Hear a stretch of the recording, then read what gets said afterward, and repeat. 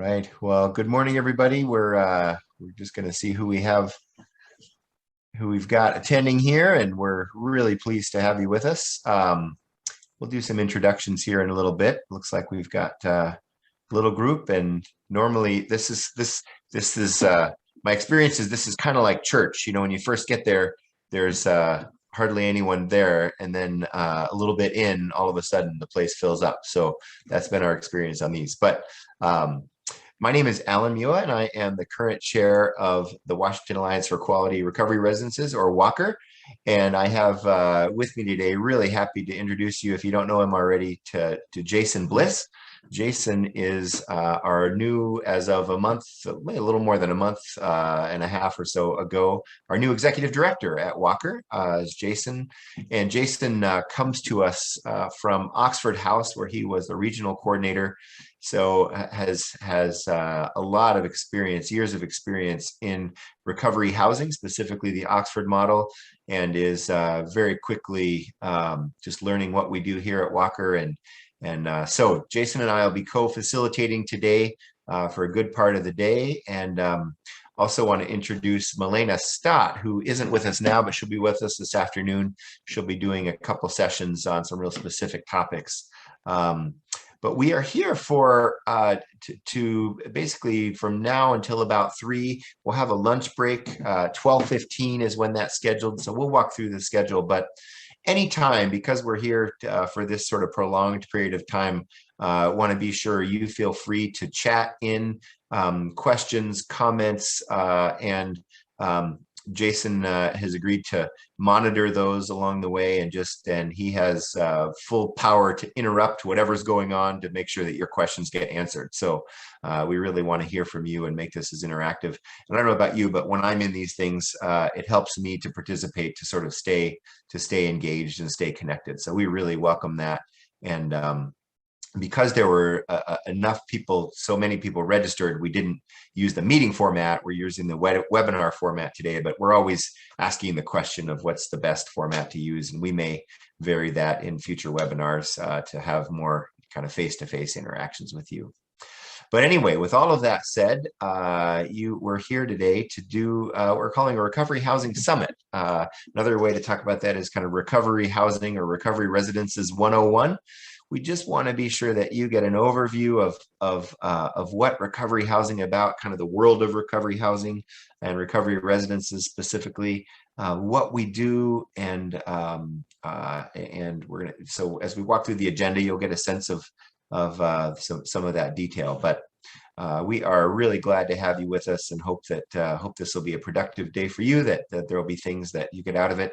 And along the way, if there are things that we can elaborate on or that you want to know more about, please do interrupt and ask, and we'll do our best to really meet the demand that's in front of us today. So without any further ado, I'll turn it over to Jason, who's going to lead us through a little bit of introduction exercise. So, absolutely. Good morning, everyone. Very happy to be here with all of you today. As Alan had mentioned, for those of you that I haven't had the pleasure of meeting yet, my name is Jason Bliss, and I'm the new executive director here at WACR. I've been in my current position for coming up on a couple months now. Prior to that, I worked in the housing industry for the past 10 years. I worked with Oxford House, overseeing 350 plus homes here in Washington State, a handful of them up in Alaska and some in Montana. So I been, we'll say, sheltered a little bit to the Oxford House model, but believe in the models and all of the different models that you guys all have out there and have been very successful with. Look forward to sharing with you a little experience and strengths and hope that I've had over the past 10 years in working in the housing field. If I could get you all, if you would, either in the chat window would be great. If you could all just put in there your name, what interests you in this webinar today, in the location and agency that you're with. That would be awesome. Then what we'll do is we'll just when we start receiving those, we'll just start reading them out loud, make sure everyone gets kind of properly introduced as best we can. And I think we're a small enough group to where that won't take us too much time. But I'll prime the pump a little bit just to kind of get the ball rolling. As I mentioned, my name is Alan, and I wear two hats at least. One of them is that my day job, I call it, is I'm a recovery residence operator. So I'm the director of an organization called New Earth Recovery up here in Skagit County, and we operate 5 recovery homes here in Skagit Valley, and I've been at that for about 10 years now. And the thing that interests me about recovery housing is that we create environments that are game changers for people in recovery, especially in early recovery, but not just limited to that. That by creating community environments where people learn how to support each other and be supported, that people can have a much better chance at recovery and long-term success at sobriety. And that is, and the research bears that out quite plainly, and we'll talk about some of that today. But what we do is we save lives. And right now, more than ever, that's crucial. So that's what I'm excited to be here, and excited to commit my time, both my work time and my spare time, to this endeavor. So I'm really, really glad to be with y'all today. Thank you, Alan. And also joining us here today, we have Karen, and please forgive me ahead of time if I butcher some of your names. I am not intentionally doing so. Karen Galati. We also have Kitanya Azalea. I do apologize for that one. We have Lisa here joining us from Friends Without Homes in Centralia, Washington, 501c3 homeless outreach. Welcome, Lisa. We have Shauna Swan. Shauna is here from Catholic Charities up in Wenatchee. We have Herschel McFarland and Kimberly Wash, Peer Bridgers. She's here with us, interested in the housing trainings. We also have Jeffrey Spring. Good morning, Jeffrey. Jeffrey comes to us from the Department of Commerce. Jeffrey is definitely a champion in the housing industry and offers his time and support in many avenues. Jeffrey commented, we received funding to stimulate the development of new recovery residences, and he's here to learn as much as he can. Titania is with Peer Olympia in downtown Olympia, looking for more resources to support our members in finding recovery-based housing, especially interested in peer-based programming. Again, welcome. Angela is here with CMAR Health Homes in Lacey, Washington, interested in resources for our members. And Karen is with CLRF Harps in Tacoma, Washington. We also have Audrey Alred. Audrey is with Western State Hospital in Lakewood, Washington. I'm here to learn about recovery-based housing in order to inform discharge planning. Again, I would like to welcome all of the participants. Hopefully we are able to provide the resources and such that you're looking for. And again, as Alan mentioned, as we go through this webinar here today and offer you guys information, as questions and stuff arise, don't hesitate to put them in the chat window. Usually when I host webinars, I like to wait until the end, but they're a much shorter format. Today, with the length of the one we're going to be going over again, as you guys have questions, thoughts, concerns that come up, don't hesitate to put them in the chat window, and then I will bring them up, and Alan will do our very best to get them answered for you today.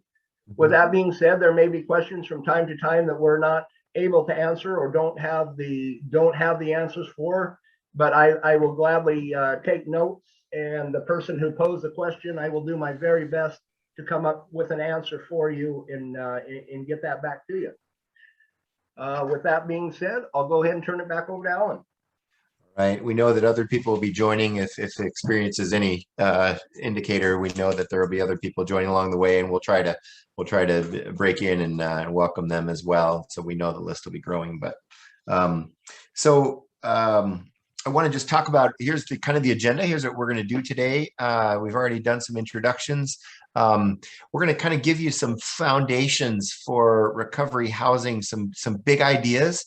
I don't know about you, but when I'm learning about a new topic or trying to figure out something new, it helps me to kind of fit it into a grid somewhere to say, well, where does this fit, and how does it exist, and what does it exist alongside, and how do those things interact? And so, I want to start off talking about fair housing and levels of care. Those are two sort of fundamental principles that we operate on that just might help you kind of understand a bit of the bigger picture. Then we're going to look at the Walker quality standards. So we are an accrediting organization. I'll talk about that in a minute, but that accredits according to a set of standards. So if you're looking to see, well, what does it take to operate a quality recovery residence? We want you to have a real sense of that. We're going to try to be thorough and quick at the same time. We'll see how that goes.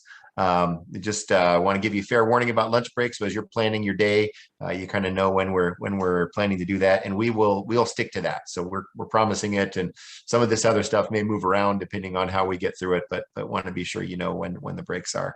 We'll probably take a morning break somewhere in there as well. This afternoon, we're going to spend a little time on current topics, just some things that we're wrestling with these days, and conversations that we're having amongst recovery housing providers, and kind of a little updating on some of those kinds of things, and including even funding opportunities that are available that Jeff actually mentioned in his introduction as one of those.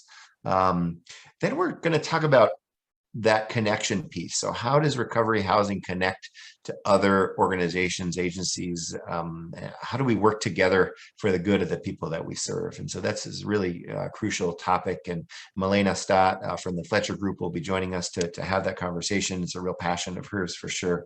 Then we're going to talk a little bit about our own accreditation process and state licensing for higher levels of care, and we'll get into what that's all about. And then we'll adjourn all the way along the way. If there are questions, especially during this sort of open forum time, talking about current issues, if there are things that you're wondering about and want to know, we want to be sure that you have an opportunity to put in your 2 cents. So I want to just spend a minute as we dive in, just talking about our organization, just to give you the briefest of commercials for what we do and who we are, just so you understand kind of our main purposes and how even today's topics fit into that. First of all, we're an accrediting organization, so we're going to spend some time talking about the NARR and the Walker quality standard a little bit later in the day. We'll be sure to explain acronyms as we go along as well. But all this means is that we really believe strongly that we all need to do good work, and that regardless of our recovery philosophy, the ways that we run our organizations on the ground, there's kind of a basic set of principles that we all need to adhere to. Most of them have to do with how we treat the people that we serve. And so whether you're a smart recovery residence, or a faith-based residence, or a 12-step based program, or there could be any number of philosophies out there that are kind of the bedrock of an operation, and most operators have kind of a leaning philosophically. Regardless of all of that, there are some things that we should do, that everybody should do. We should all have clean and safe places where people can live. We should all have policies that are really clear, that are made clear to residents before they move in, before they sign a lease. They should know exactly what they're getting into. So we'll spend more time on the standard, but accreditation is just a primary function. One of the main reasons why we formed, because we know, unfortunately, that there are operators out there who are really making money on the backs of the people who live there, and maybe intentionally or unintentionally doing some harm because they're not living up to a minimal sort of quality standard. So accreditation is really fundamentally important to us. And so you're going to have a sense by the end of the day what it means if an organization is Walker, or if an organization or a house is Walker accredited. You'll have a sense of what all is involved in that, and hopefully have some confidence in being able to refer people to those places. Support and networking. So before Walker existed, aside from Oxford House, there wasn't really a place where operators, leaders in this field could get together and talk about what's going on for them and how they get advice from each other. None of that was really happening. So we want to provide that for our members, and even folks who aren't accredited yet, but who want to learn about that process and want to just be connected to a network. So we do a lot of training and so on through the year. And that sort of leads us to the next thing, which is professional development. So we have a webinar series. We'll do trainings like this, and then some really specific topical kinds of trainings. We just did one a month ago about effective supervision of house managers and peer leaders. We have done one. We've done trainings on medications for opiate use disorder. We'll talk a little bit about that today as well. A lot of different trainings throughout the year that help operators. Our goal is that help them do better work, and we all can get better. And so, and part of that network is to create opportunities for growth. So that's a little bit about Walker. I want to talk about what recovery residences are. And hey, Jason, I wondered if you'd just be willing to read this out loud with your beautiful voice there. Would you just read that, and then we'll talk about it a little bit. Absolutely. Recovery houses are safe, healthy, family-like, substance-free living environments that support individuals in recovery from addiction. While recovery residents vary widely in structure, all are centered on peer support and a connection to serve that promote long-term recovery. Recovery housing benefits individuals in recovery by reinforcing a substance-free lifestyle and providing direct connections to other peers in recovery, mutual support groups, and recovery support services.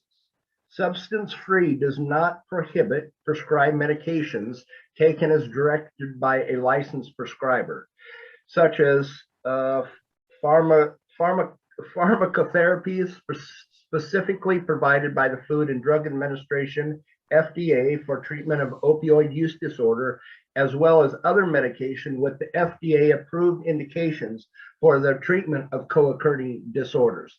And this comes directly from SAMHSA's best practices and suggested guidelines. I did have a comment from Lisa that we have recently had some rezoning in Lewis County, Centralia, for shelters and recovery housing. We are ready and in dire need of recovery housing. If we can build it, they will come. Lisa, as we go along today and we get into a little bit of the Fair Housing Act stuff, Alan and I are going to touch a little bit on that stuff and what some of the federal fair housing stuff affords us the opportunity to do. Lisa, I'll also dive into a little bit about a landmark case decision back in 1995 that involved Oxford House in the city of Edmonds. I will touch on that a little bit. It may shed a little bit of light on some of the stuff that Lewis County may be attempting to do there. But again, the recovery residences and stuff, by definition here, are safe, healthy, family-like, substance-free living environments. Here at Walker and through our whole accreditation process, that's one of our goals, to see to it that all individuals that are in recovery and need housing here in Washington State are afforded the opportunity to be able to live in safe, healthy, family-like, substance-free living environments. As Alan touched on a little bit, it's just the unfortunate truth, not only here in Washington State, but in various other states across the country. Florida was hit very hard. I know California's been hit hard by some agencies that basically will hang a shingle, and they're claiming, or we'll say working under the guise of providing clean and sober living situations, when really that isn't so much the case. And we're here to offer support and trainings to see to it that we have ethical providers here within our state that are offering good quality housing for anyone needing recovery. I think in reference to the definition, Jason, I just want to riff on it for a second and just say one piece that's important to look at here is substance free. So we are supportive as an organization, and certainly as individuals, we're supportive of sort of pieces of the housing pie, like permanent supportive housing that might be lower barrier kinds of housing. So just to translate that, if that's new language for you, just that we understand that there are some people who aren't ready to be abstinent. That's not a choice that they've made at this point in their lives, and those folks deserve to be housed. And if they can be housed in a supportive environment that maybe leads them toward health, and that at very least provides safety for them, that's fantastic. We're kind of the next step toward recovery, and so our residences are abstinence based. We're going to talk later on this afternoon exactly what that means. That doesn't mean necessarily that when somebody uses a substance that they're out automatically. There are a lot of ways that can look, but in general, the goal is abstinence in our residences. And so again, we certainly can be supportive of the rest of the continuum of care. But when we talk about recovery residences, we're talking specifically about abstinence-based homes that have that kind of requirement and some means of regulating that and helping residents stay abstinent from mind-altering substances. Again, the exception in there around medications that are specifically designed to help people in their recovery, as well as I would add to that mental health medications that again help people. Co-occurring disorders are very common, and so it makes sense that any tools that we can have in our toolboxes to help people manage whatever they have going on is going to lead to their long-term success in recovery. We should be supportive of those things, and so that's why those are mentioned explicitly in the definition. So let's talk about fair housing a little bit. We've used that language, and the Fair Housing Act of 1968 is going to be kind of the main sort of legal framework for the stuff we're going to talk about here. But the Rehabilitation Act is also another federal law that has a lot to say about people with disabilities and how they're to be treated in various contexts. And then, of course, the ADA, or the Americans with Disability Act, Title II in particular, is going to be a lot more useful on kind of the local level, and a lot of municipalities and so on working with that one. But the Fair Housing Act is where we primarily want to focus, and the Fair Housing Act names specific classes of people, groups of people who are protected. And you can see the list there. The one that most applies to what we're talking about today, and what most applies to the kind of housing that we offer, is disability. So people with disabilities are protected, and so they can't be discriminated against based on their disability. So that means that if a housing operator wants to open a residence that is designed for people who are in recovery from a substance use disorder, a community or a municipality can't say, "Oh no, we can't have that here," because that would be discriminatory. They would be discriminating against a group of people who are living together because of their disability. And by the way, just a real kind of picky thing, but it's important, is that somebody who is using the substance is not protected. In other words, they may have the disability, but essentially that kind of protection. So a group of people living together partying don't fit under this definition. So it sounds almost ridiculous to say, but in fact, they need to be in recovery, working on their disorder. And so that's just a little extra piece there. So individuals with disability may not be excluded. This is straight from the law, or denied equal benefits of housing opportunities. And so that's basically what I just said. So it just means that as long as they are in recovery, they're living together, they're protected. That's not an absolute protection. It doesn't mean that they can do whatever they want. There are still some kind of legal parameters that may apply. Local jurisdictions still have some say in terms of how a house may be operated, especially if they're violating other kinds of codes. And so therein lies a lot of legal conversation. But the protections, it prohibits essentially most landlords it prohibits most landlords from discriminating against prospective tenants on the basis of disability, including being in recovery from addiction. So that's important too. So for people who aren't necessarily even wanting to live in a recovery residence, but they are in recovery, that recovery can't be used as a means to exclude them. There are some gray areas, and this is where a lot of the legal fighting happens. And it has to do with things like parking and fire suppression systems, those kinds of things. There are some ways in which municipalities have over time kind of exerted their authority to essentially, we would say, discriminate. And they would cite safety and community, whatever you want to call it, kind of community relationships, all of that as rationale. But we, our take is, and the law has backed this up over and over again, that they can't, just because of a group of people living together, because of their disability, they can't discriminate against them. And and go ahead. I'll jump in a little bit here.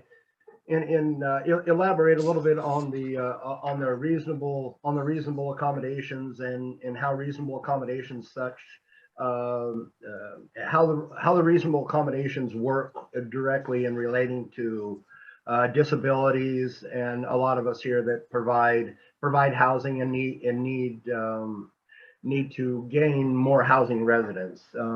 I'm going to read some stuff directly out of directly from the Federal Housing Administration and how it applies directly to a reasonable accommodations. It states that it is a violation of the Fair Housing Act for any person to refuse to make a reasonable accommodation in rule, policy, procedure, or service when such accommodations may be necessary to afford a handicapped person equal opportunity to use or enjoy a dwelling unit, including public or common areas.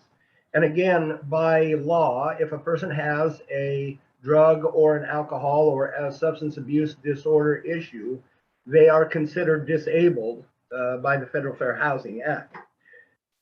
This means that the manager of an apartment complex and/or clean and sober housing unit must allow an exception to a rule or policy if it would afford a disabled person an equal opportunity to use or enjoy the location and/or complex. An accommodation that permits disabled tenants to experience the full benefits of tenancy must be made unless the accommodations oppose an undue financial or administrative burden on a housing provider or requires a fundamental alteration in the nature of the program. I bring that up because one thing that operators typically run into and are up against, and I've heard this come up for years, is if an individual has an emotional support animal and or a service animal. Both of those, by law, an individual needs to make a reasonable accommodation for. But with that being said, there are certain issues and circumstances that come up.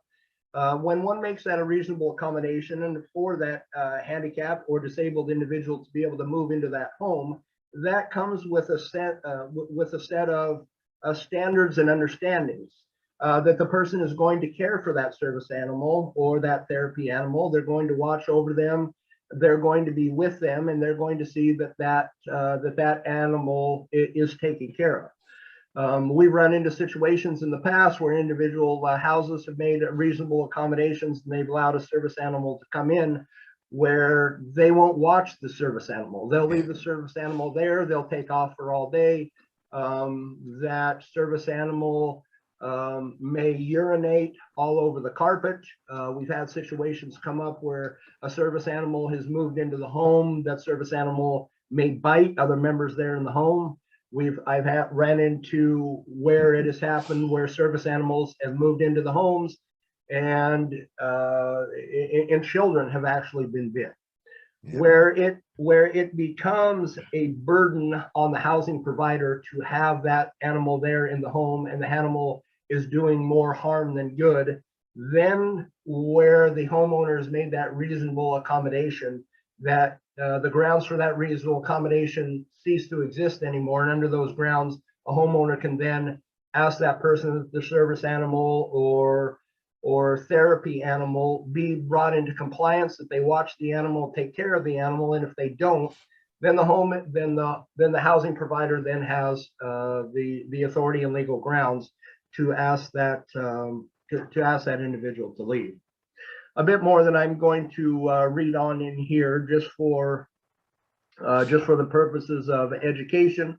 With regard to disabled tenants and disabled applicants, reasonable accommodation requests, the owner or manager of the apartment complex / housing unit or clean and sober dwelling can request verification that the tenant or application is disabled and needs the requested accommodation to use, can use and enjoy the apartment or living situation. However, it should be noted, the owner or manager cannot request information about the request, extent, or severity of a person's disability.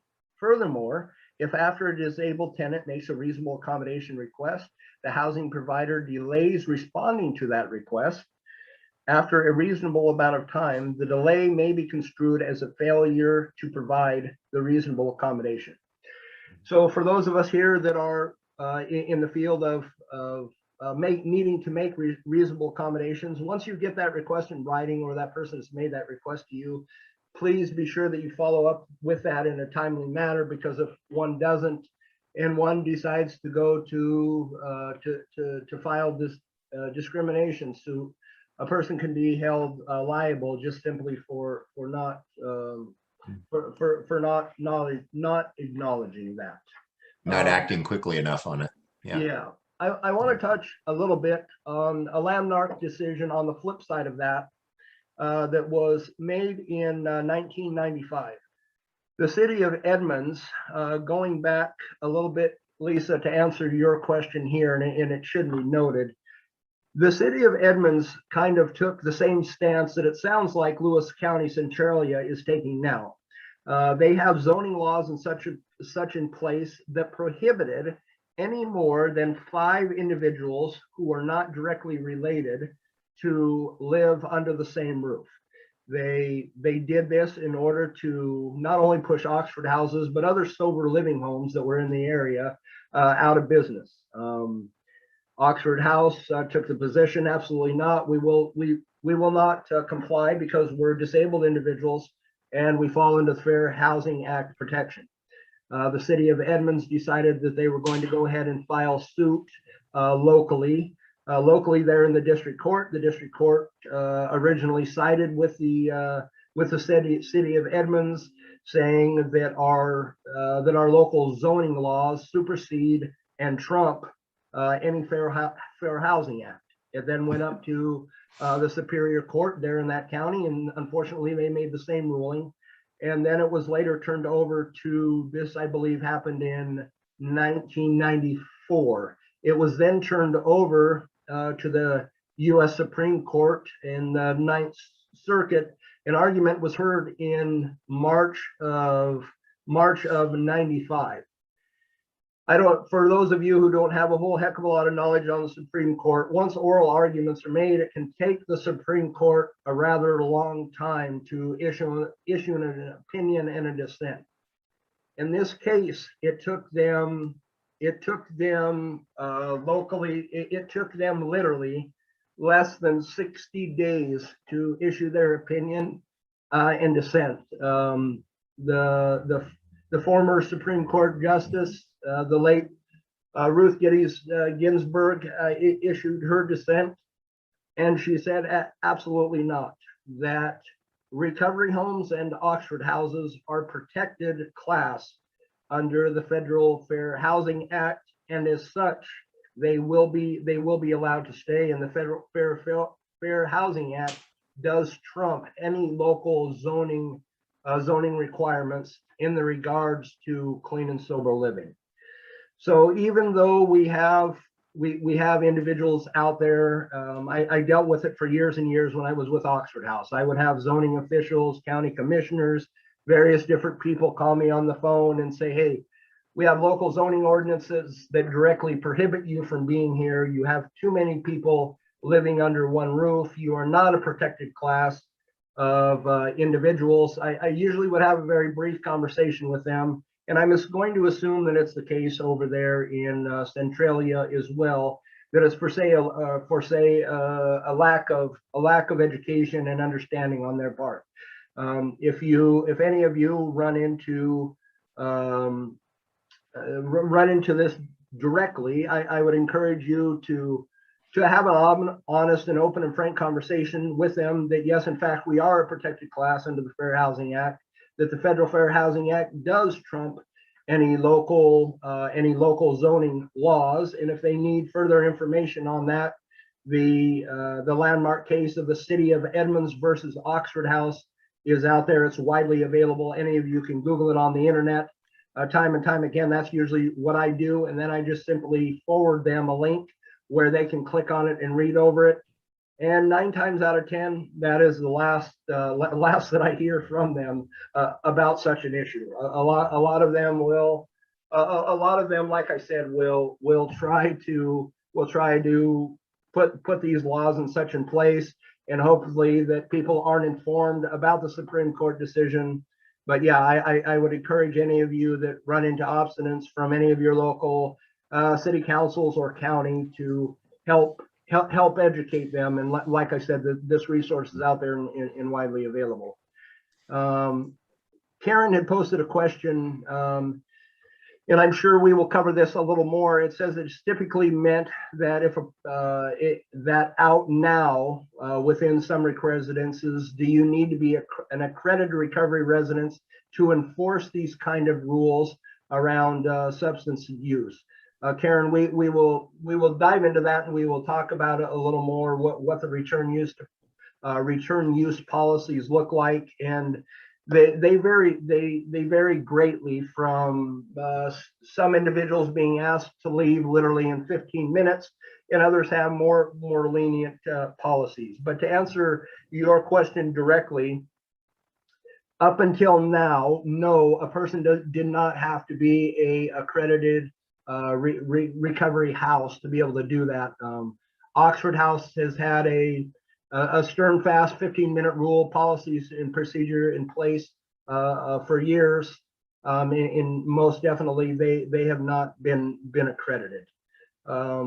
Lisa had posted another comment. I started locally and went all the way to Commerce and to the governor with her needs and concerns that are happening there in Lewis County in Centralia. Lisa, I would suggest that whoever is in charge of the zoning and perhaps the code enforcement officers there, maybe backtrack a little bit to them and just mention like I say, the Supreme Court decision that was out there and that was handed down. Offer to send them this case for them to review. I will, at the end of the presentation here, Alan and I's contact information will be there. If you need more help in gathering these resources to send that local code enforcement officer, I will be more than happy to assist you with that process. 9 times out of 10, it's usually a brand new city attorney, a brand new code enforcement officer, like I said, that's out there and just wanting to make a name for themselves. But after they see to it what has happened and this, like I said, the Supreme Court rulings, usually they'll want to back down.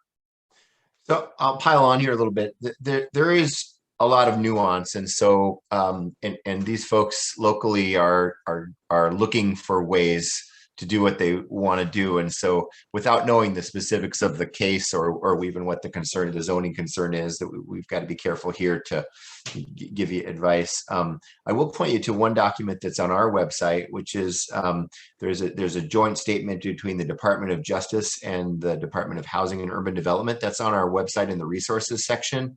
That's really clear about both of those federal agencies. Kind of wrote this together to speak specifically to our kind of housing. And so that statement has some really helpful language in it that might be useful.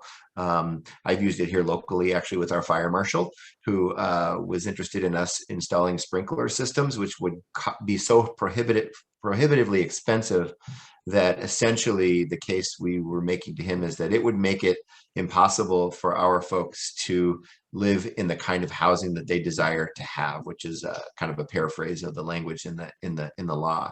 And so there may be instances in which, for safety reasons, a municipality will limit the number of people who can live together. Jason refers to the Edmonds case. That's sort of the landmark case that allowed recovery residences to challenge that. But there still may be cases where that can apply. So it really is somewhat case by case. But our hope is that by as much as possible, we encourage our operators to abide by the local policies, except when they fly directly in the face of what the federal law says. And so in other words, we want to, as much as possible, have good relationship with our local governing agencies because we help them and they can be helpful to us as well along the way. So it's a complex area of law, and there's a reason why there are still lawyers arguing these things, because they're not completely settled and they're in process for sure. One further thing that I want to touch on, and I apologize, I usually touch on this before I make the presentation that I did.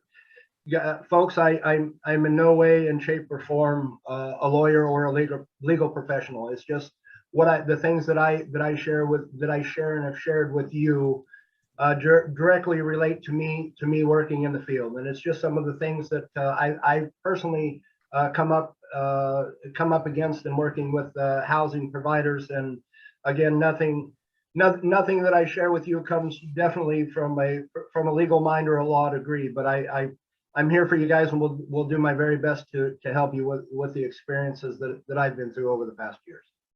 So so in this particular case, glad to have some conversation offline and hear a little bit more about what's going on and figure out where we can be most helpful.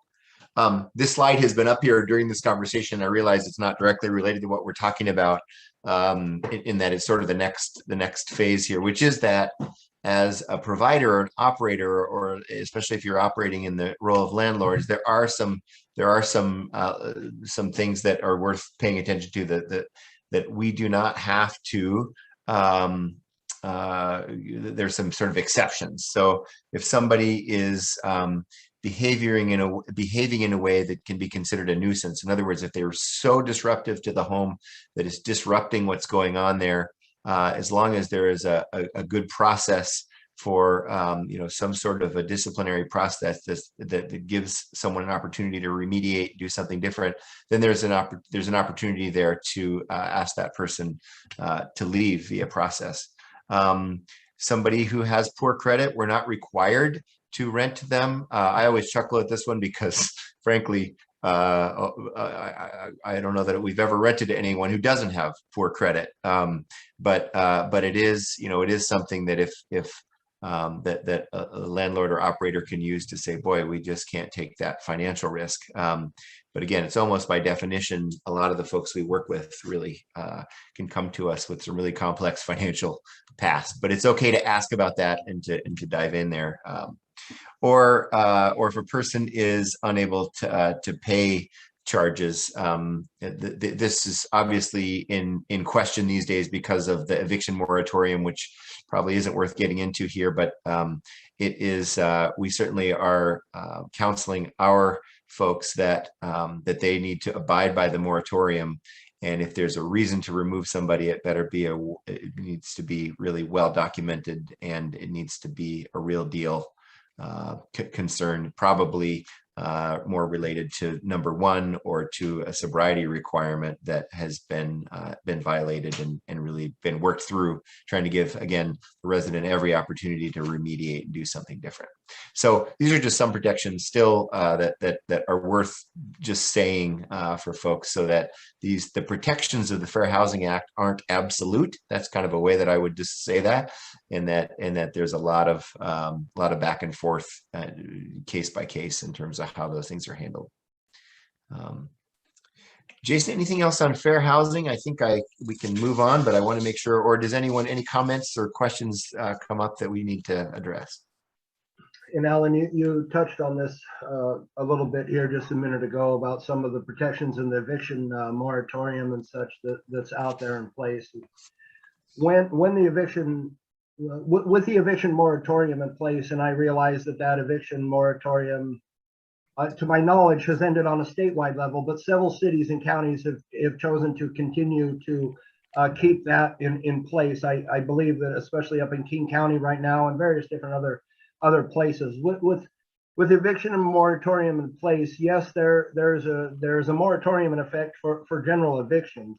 However, if the individual is presenting a health or safety risk to the home or to the establishment, those are one of the two clauses out there, other than the homeowner selling the home, in which a person can be asked to leave.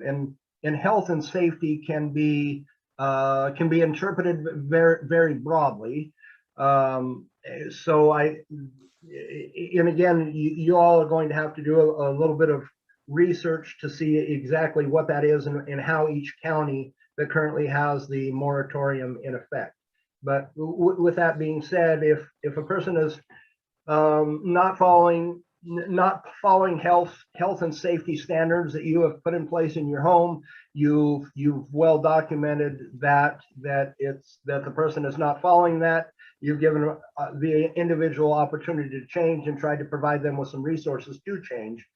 With all of that being said, you still do have some protections, not only to protect your home, but the other individuals that are currently living there. So I just want to bring up this RCW that applies to a very specific category of home, not to all recovery residences by any means, but it's the only thing in Washington state law that guides anybody in terms of eviction policies related to compliance with, say, a sobriety requirement.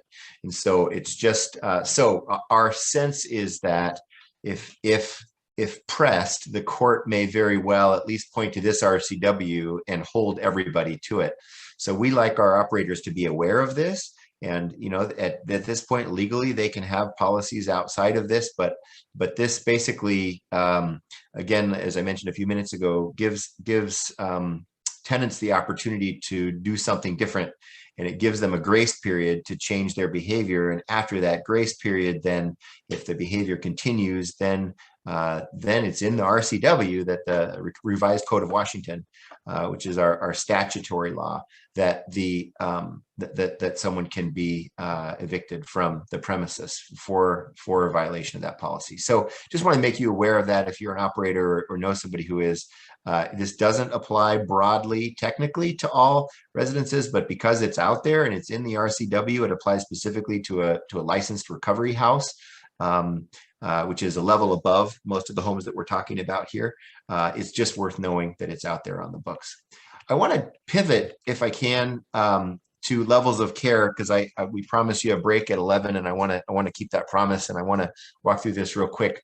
So a number of years ago, more than 10 years ago now, a group of organizations like ours, a group of statewide organizations, got together and said, we want to form a national body that would do some accrediting and that would hold people accountable to a basic standard. And so they came up with the quality standard that we're going to be looking at in a little bit here, And in that process, they had some decisions to make about, well, how do there were so many homes out there. There were halfway houses and three-quarter houses and therapeutic communities and a lot of different types of housing environments. And what they realized is that we helpful to group them in some way so that we can, as we are applying a standard of operating to them, that we would actually apply that intelligently. In other words, somebody who's operating with a house manager and has a bunch of programs in place should be probably treated differently than a group of people who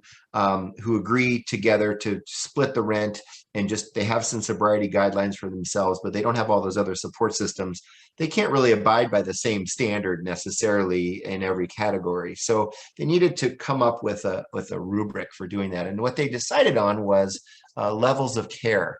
And so this group eventually formed NARR, which is the National Alliance for Recovery Residences. And NARR developed this kind of rubric for levels of care. So I want to walk you through it just as a way to explain kind of what the universe of recovery housing looks like and kind of where, so as you know of particular organizations maybe in your communities that do recovery housing, you might be able to kind of click them in here somewhere and sort of see where they fit in the bigger picture. So here they are, 4 levels of care, and one primary distinction, which I already referred to among them, is staffing. And that's just simply how many people are there to kind of help the operation work. And we'll get to why this is important in a little bit, why levels of care matter. But as we referred to Oxford House already, Oxford House is the quintessential example of a level 1 type residence. And what that means is that they're peer run, that they select their own leadership. The group makes decisions about who's in the house and who is asked to leave, and for real specific reasons. They handle their own finances. They make all the kind of on the ground sorts of decisions. By the way, it's super important to say here that level 1 isn't better or worse than level 2, and level 2 isn't better or worse than level 3. This isn't about quality. This is about just a level of care for residents. So a level 1 isn't trying to be a level 2 and so on. It's nothing like that. But again, we're just trying to understand where folks fit into the continuum of care here. So again, so that's Oxford. A lot more that Jason could tell you about Oxford. And if you have specific questions, please do field those and we'll answer them along the way. Second is what you might call a sober living home. So level 2 homes. And in Washington, this encompasses most recovery residences, even though there's a little bit of ambiguity about where they fit. But sober living home, sober living environment would have some level of staffing, but probably more like a live-in house manager. So somebody who's in the program, who's a resident, who maybe is a senior resident, who maybe gets some reduction in rent to sort of be in charge. That could be kind of a low level of care, level 2. But then there are also level 2 homes in Washington that have actual paid staff. And their job would be to do some what we might call case management, non-clinical kinds of interventions, maybe teaching some life skills kind of classes, all kinds of care and connection with residents, providing a level of accountability and support that's higher for people who really need that structure to kind of hold them in their early recovery process. So again, in Washington, level 2 is a pretty broad range in terms of staffing. It could be anywhere in there. Level 3 in Washington is licensed. They're called recovery houses, and I referred to them a couple minutes ago when I was talking about that RCW. But recovery houses, there are currently, last I looked, there are 10 facilities in the state that qualify as recovery houses under the definition of the RCW definition, and these are licensed by the Department of Health. They do things like life skills, they do clinical treatment, they do medication dispensing and so on, but they're not full-fledged inpatient treatment. So they're kind of in that in-between ground, even though when you look at them, you would say, and if you saw the list of these facilities, you'd say, oh, that's an inpatient treatment facility. But in Washington, we have a distinction between a full inpatient treatment and what's called a recovery house. And then level 4 would be clinical services, medications, full on, again, inpatient treatment. And I would say that inpatient facilities may or may not qualify as recovery residences. And by that, I mean that really when we talk about a recovery residence or a recovery home, we really are defining that in terms of the use of the social model of recovery as opposed to the clinical model. They can sit side by side. In fact, many people in level 2 homes are also attending outpatient clinical treatment in their communities. And so those folks really are, doing both. But a residential treatment facility that doesn't have any kind of peer components to them, any kind of community component where residents are helping each other, that in our definition, or by this definition, would not be a recovery residence because it doesn't employ the social model.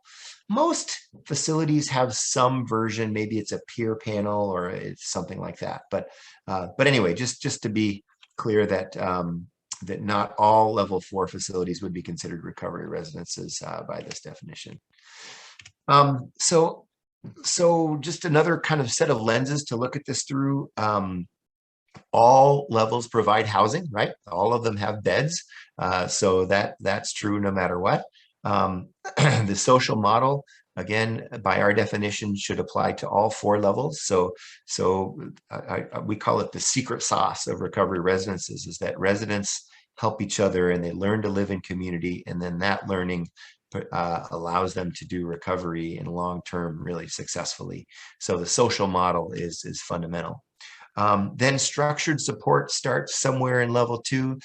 There is structure in Oxford House for sure, but it's peer structure as opposed to a structure that that is decided on before you come in the house, where there's staff and so on that are enforcing rules, that are providing structured support classes, those kinds of things. So that starts somewhere in the middle of level 2, certainly into level 3 and level 4. And then life skills and so on, again, maybe more formal kind of classes, training.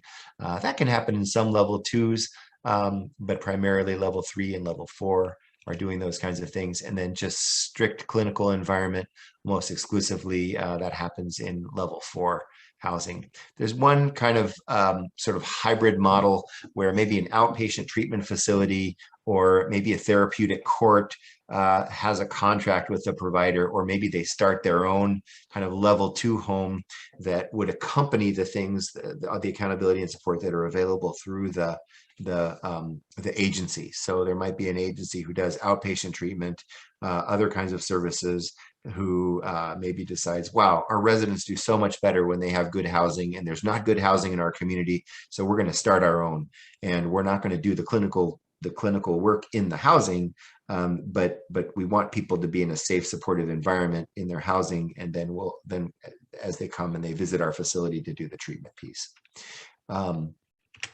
So I want to just keep going to tell you, so why does this all matter? Why do levels of care matter? Well, if there was capacity at all levels of care, and by the way, that's not true. We're short on all of them. We don't have enough Oxford houses. We don't have enough sober living homes.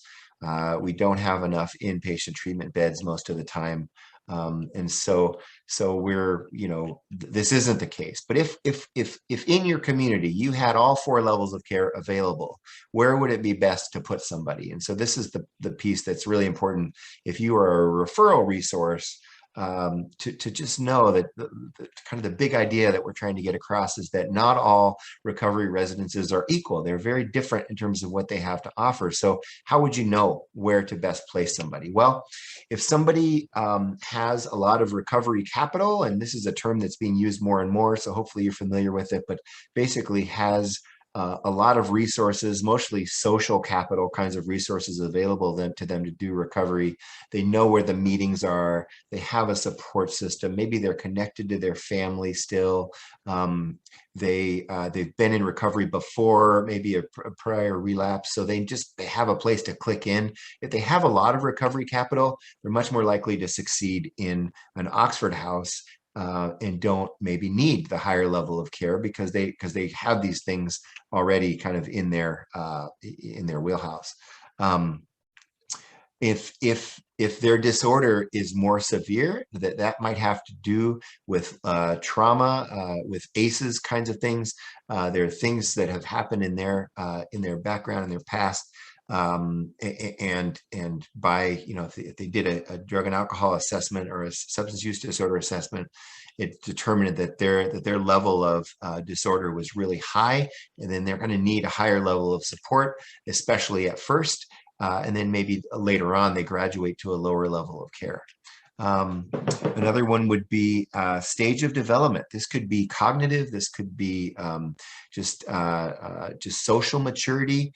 A person who has lived in addiction for 20 or 30 years has really got some makeup to do in terms of their ability to get along in community and make life work and hold down a job, all of those kinds of things. So if they have those things, if they're developmentally able to do a lot of those life tasks, they're going to be a lot more able to live in a lower level of care, like an Oxford type environment, as opposed to one that has a lot of structure and accountability, especially again at first.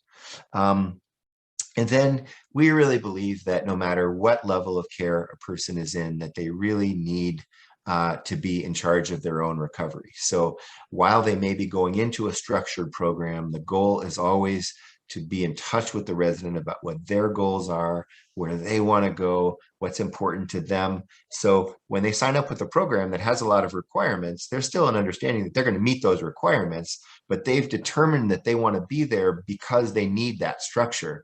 And so we never want to do anything that feels like a bait and switch, or where we put somebody in an environment that has a bunch of structure that they didn't agree to up front. And so that's what we talk about when we talk about that it's person driven. So they don't get to do anything they want all the, especially in a higher level kind of structured environment, but they do have a lot of say in going there to begin with, and even in how long they should be there. With very few exceptions. We have a law in Washington called Ricky's Law, where a person can be admitted to a treatment facility without their consent, but that is very kind of in extreme circumstances, like an involuntary commitment for mental health reasons would be. So again, person-driven. And then this is the dynamic that I already talked about, which is that there's not enough on any level. And so you're probably on this webinar today because you realize that we need more, and we need to all engage in trying to figure out how to increase the number of residences that are out there for the sake of the people who are in them. I just want to say, super important, and I referred to this earlier, that that research is really clear that the longer a person in recovery is in a structured supportive environment, the better the chances are of them making it. So if someone gets out of inpatient treatment or incarceration and they have very little recovery capital, to just release them into the world without any kind of structure or support or aftercare is really inhumane. We would never do that to someone who just had heart surgery or someone who just got diagnosed with diabetes. We would never just turn them loose and just tell them to behave themselves. We would offer them care. And so that really is, in a nutshell, what we hope to provide in recovery housing, either for a short period of time, but oftentimes people will live in especially lower levels of care for years. And Jason can tell you many stories of people who live in Oxford House and succeed for a long, long time because because that's a level of care that they found works for them in the long run. Go ahead, Jason. What else? What do you got for me? With that being said, I see that we have some new attendees that have signed on over the last half an hour or so. If you would be so kind as to jump in the chat, state what your interest is in recovery housing and in this webinar, and more importantly, what organization that you're from. As Alan and I go through this webinar today, feel free to jump in at any time in the chat window, type in your comments, type in your questions, and we will do our we will do our very best to get those answered. And with that being said, being mindful of everybody's time today, I think this is a good place, Alan, for us to maybe take a short pause in a break, as it's a little after 11. Yep, that's great. I'm going to just throw this up here as just kind of the last lens to sort of think about. As you can see, these are kind of variables that change depending on level of care. So that's something you can be just chew on for a second. That depending on level of care, all of these things apply one way or the other. And then the bottom line is deeper connection to community is what really helps people succeed. So when we get back together in let's say 11:10, we'll maybe 11:10, 11:12, somewhere in there, we're going to dive into looking at the Walker NARR quality standard, and as promised, we'll go through that quickly but thoroughly. So hope to see you, and any questions that have come up as a result of this last session, go ahead and drop them in the chat, and we'll address those as we get back together. We'll see you in a few.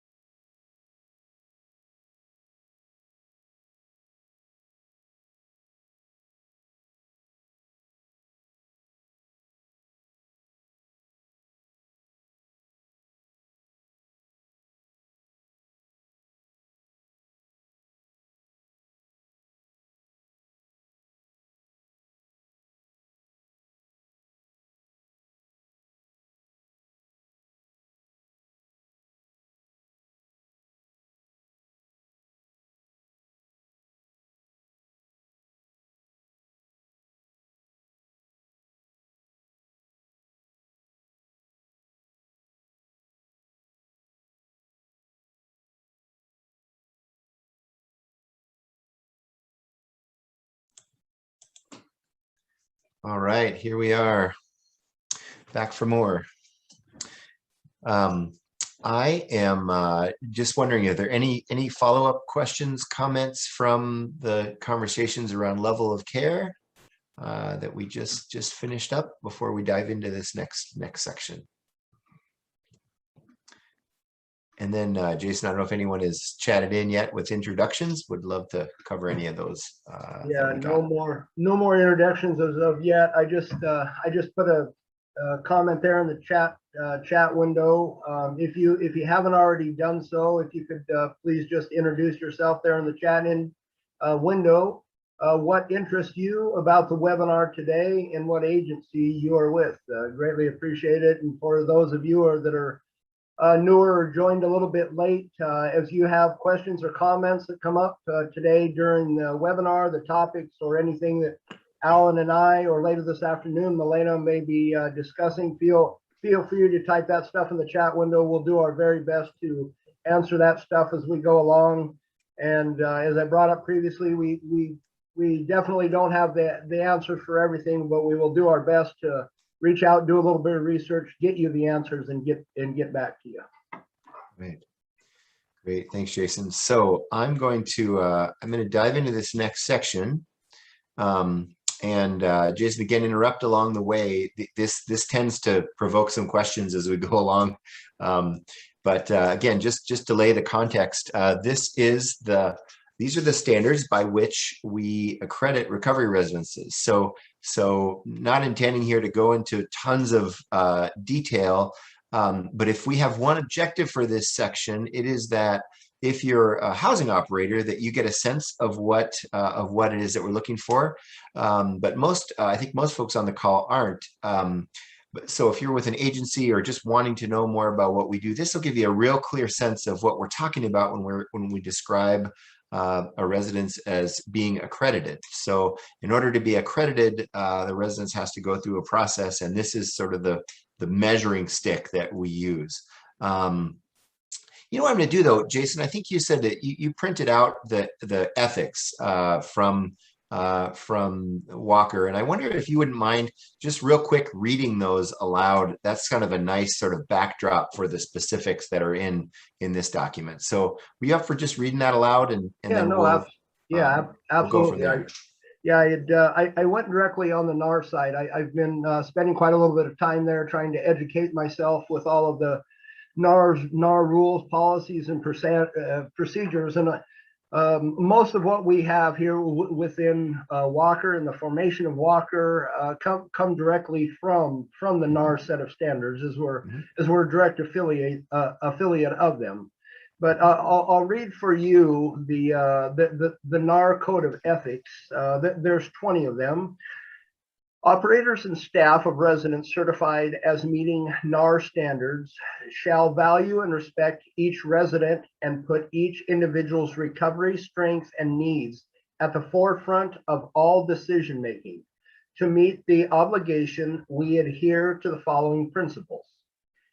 Access each potential resident's strengths and needs and determine whether the level of support available within the residence is appropriate. Provide assistance to the resident with appropriate referrals. And Alan touched on this a little bit. Though we have 4 levels of care out there, Oxford House being a level 1 of care, being peer driven, all the way up to inpatient residences. Sometimes we will have individuals that are in the just new in the recovery field. Sometimes we get calls from various different places with it, whether that's an person sitting in an inpatient treatment facility or working with peers directly, as some of you are here today. Recovery housing, the recovery housing model definitely is not a one size fits all. Some individuals, as Alan discussed, might have more rec cap or recovery capital built up. They might be a great fit for Oxford House. You might have some individuals that, however, have very, very little recovery capital and need a lot more supervision. They need a lot more of direct one-on-one peer help. With that being said, it's very important to work with that individual to identify the level of care that they need and make appropriate referrals. Number 2, value diversity and non-discrimination. provide a safe, home-like environment that meets NARR standards. 4, maintain an alcohol and illicit drug-free environment. And honor individuals, their right to choose their recovery paths within the parameters defined by the residents' organization. I know that there has been a lot of talk, and a lot of us here in the recovery field like to have very patient-centered recovery and meeting individuals where they are in their recovery. But for that, with that being said, recovery can mean a lot of things to a lot of different people. A lot of us have rules, policies, and procedures around our different housing models and the housing models that are out there that make them great and make them successful. It's very important that we identify what recovery looks like to that individual. Sure, we can offer some suggestions and some guidelines, but most importantly, recovery is going to mean something different to each and every individual. And it's very important that we meet them where they are to get them down the correct path of recovery and down the correct path of housing. Number 6 is protect the privacy, confidentiality, and personal rights of each resident. Provide consistent and uniformly applied rules.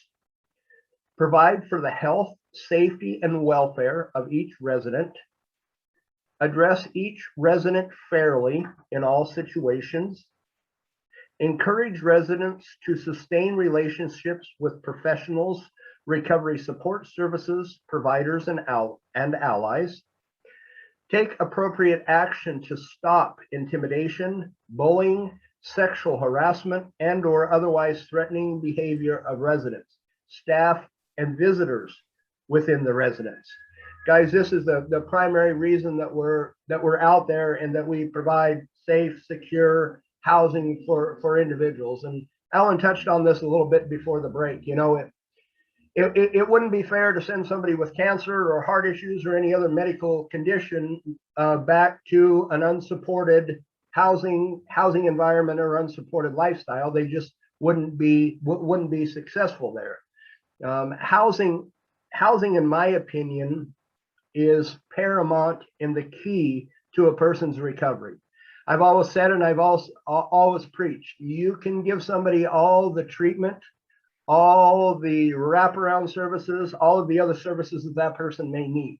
But until that person has somewhere safe and secure to lay their head down at the end of the night, all of the rest of that services that you can be out there and offer will help very little until they have somewhere safe to lay their head down at night and be able to process everything that they learn in a day. Mm-hmm. Number 11 is take appropriate action to, Number 12, take appropriate action to stop retribution, intimidation, or any negative consequences that could occur as a result of a grievance or complaint. Provide consistent, fair practices for drug testing and promote the residents' recovery and the health and safety of a recovery environment. Provide an environment in which each resident's recovery needs are the primary factors in the decision making. Promote the residents with marketing or advertising that is supported by accurate, open, and honest claims. Decline taking a primary role in the recovery plans or relatives, close friends, and/or business acquaintances. Sustain transparency in operational and financial decisions. Maintain clear professional and personal as well as professional boundaries. Operate within the resident's scope of service and within professional training and credentials. And last, maintain an environment that promotes the peace and safety of the surrounding neighborhood and community at large. Great. Thanks. So what happens is all of our operators and their staffs and volunteers, if they're volunteers that are involved deeply on the premises, they all are required to sign that in order to maintain or be accredited to begin with. And so as you can tell, there's a far-reaching kind of expectation there But all of those, Jason and or I could probably talk 10, 15 minutes on each one of those because they're so important. So that's the ethical sort of background for the standards. And so we'll dive into the standards here. And I'm going to, just as a point of privilege, I'm going to turn off my video because I'm going to be reading, and that's not fun for you all to watch. So I'm just going to read through these a little bit and talk about them. Again, I'm going to try to be brief, but try to cover the content. So these are all within these sort of big what are called domains. So there are a few domains, and each domain has some subsets to them. So I'm not going to read verbatim for sure, and I probably won't read many, if any, of the subpoints. But we're first looking at kind of the administration end of things. And so anyone who is going to be accredited needs to have some basic kind of business stuff figured out. So mission statement, if they don't have that already, we want to know what they're about. What is it that separates them from a motel or the place down the street or whatever? We want to know what they're about. Obviously, legal and ethical codes that and best business practices. We have worked with a couple of our operators on being sure that they, that they are doing things like billing appropriately, and that if they're a nonprofit, for instance, that they are abiding by the regulations that are in place for nonprofit organizations.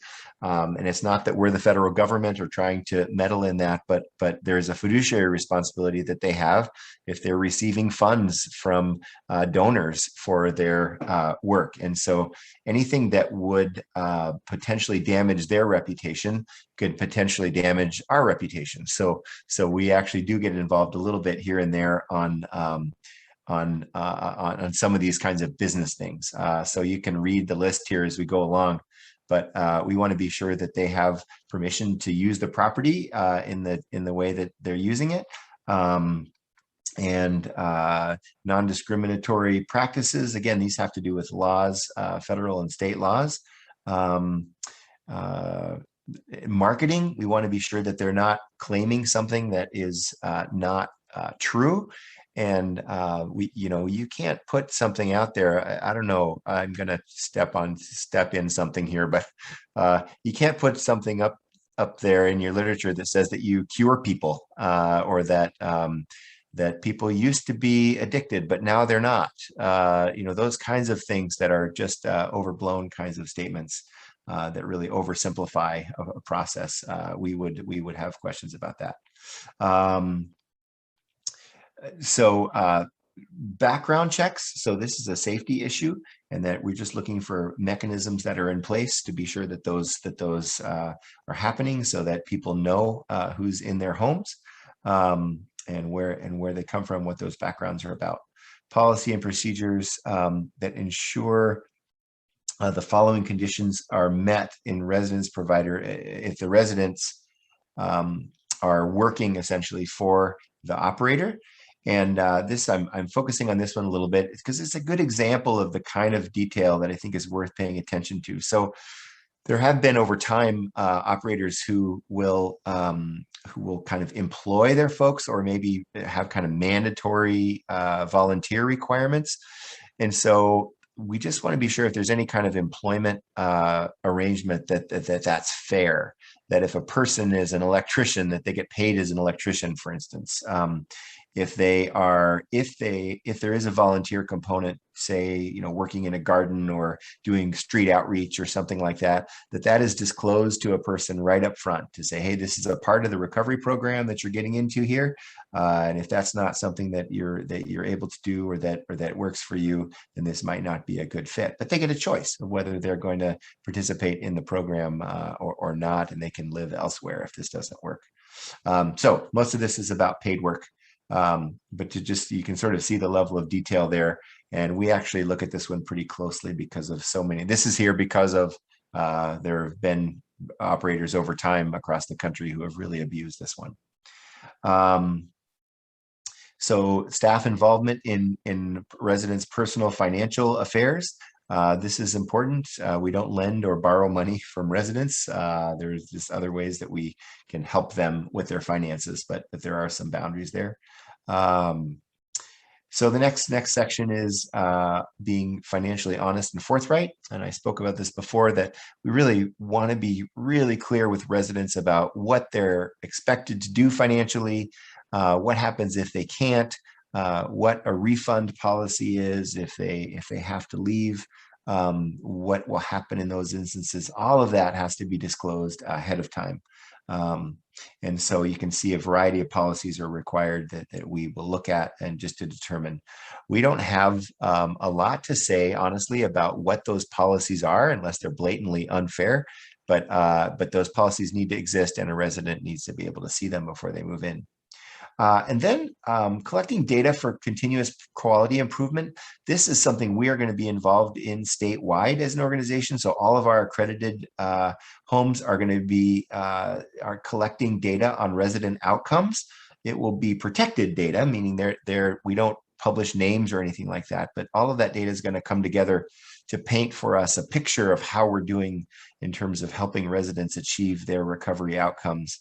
And that will be at the sort of house-wide and statewide data. So we're actually, we want residences to be collecting data on how they're doing. And then we're very interested in knowing about that on a statewide kind of basis, so we can paint a picture of the value of recovery housing. The next bigger section here is uphold residents' rights. So this is again really specifically around how we treat residents. That all of this stuff needs to be published. They need to have access to be able to see how these things operate, what these policies are about.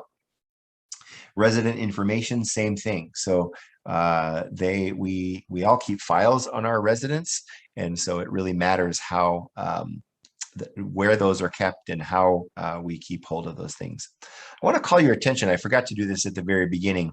Over here on the right, you can see the check marks and these 4 columns. This may go without saying, but just so you know, those correspond directly to levels of care.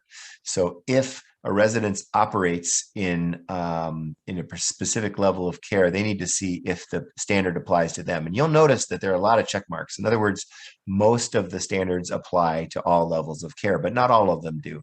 And so this is where kind of that discerning which ones apply and which ones don't. This really helps. That guide will help with that. So if you see anything you have questions about, please interject them, and Jason will interrupt me, and I'm just trying to be on a roll here a little bit. But create a culture of empowerment where residents engage in governance and leadership. So again, this varies a bit by the structure that's in the house already. So some programs are quite structured, and so a resident comes in and a lot of this stuff is decided. So unlike an Oxford type setting where the stuff gets decided a lot on the ground, some settings are really structured. However, even in those settings, we want residents to be able to have some say in their housing environment. So even in those settings, things like just on the ground policies around how the house is going to get cleaned and how that's going to get managed, and how often does the dishwasher get changed, get emptied, how often the lawn gets mowed. Those kinds of things are things that don't have to be codified in a book somewhere. It's something that residents can be involved in because it affects the quality of their lives, involving them in those discussions. And I'll tell you as an operator that that there are times where, because I've heard these discussions 20, 30 times before, I could say, you know what, guys, would be the easiest thing to do is if you just did this. But if I did that, it would shortcut their process, and their process is much more important than the efficiency of any particular policy or decision that gets made. So we really want to involve residents as much as we can within the structure that already exists in determining their own housing environment and the specifics of that. Promote resident involvement in a developmental approach to recovery. So this is just engaging them in, especially around peer support, being really clear with folks who have roles in the house, what those are about, we're looking for some written kind of guidance here from operators around how residents are involved, and so on. So also recovery progress, we're charting that as well, and that has to do with that sort of assessment that I talked about a minute ago. We're going to be doing more and more of that. We've just adopted a program, technologically enabled kind of program to track all that. So we're pretty excited about that. Develop staff activities that apply the social model. So, or I'm sorry, the staff abilities to apply the social model. So this is about training, being sure that staff know what we're doing here, that we're not running a prison or even an inpatient treatment facility, that that recovery residences are really specific to engaging with residents socially, engaging the peer model of success. And so there is some training that goes into that. That's not just automatically intuitive, especially for folks who haven't lived in this type of environment themselves and they come on maybe as a paid staff person. How do we best support them in that? Ensure potential and current staff are trained. So again, same thing, that if you're offering a higher level of care, that staff are trained to operate in that level of care. So we're actually, for staffed residences, we ask more questions than we do in residences that don't have staff. And so we want to be sure that if they have people who are there doing a job that are supposed to be supportive of residents, that they know what they're doing. And then staff are culturally responsive and competent. This is, as all of you know, just a growing area of concern and focus in our community, in our practice. And so it's really important that staff develop cultural competence in order to provide welcoming, safe, and thriving environment for all of our residents.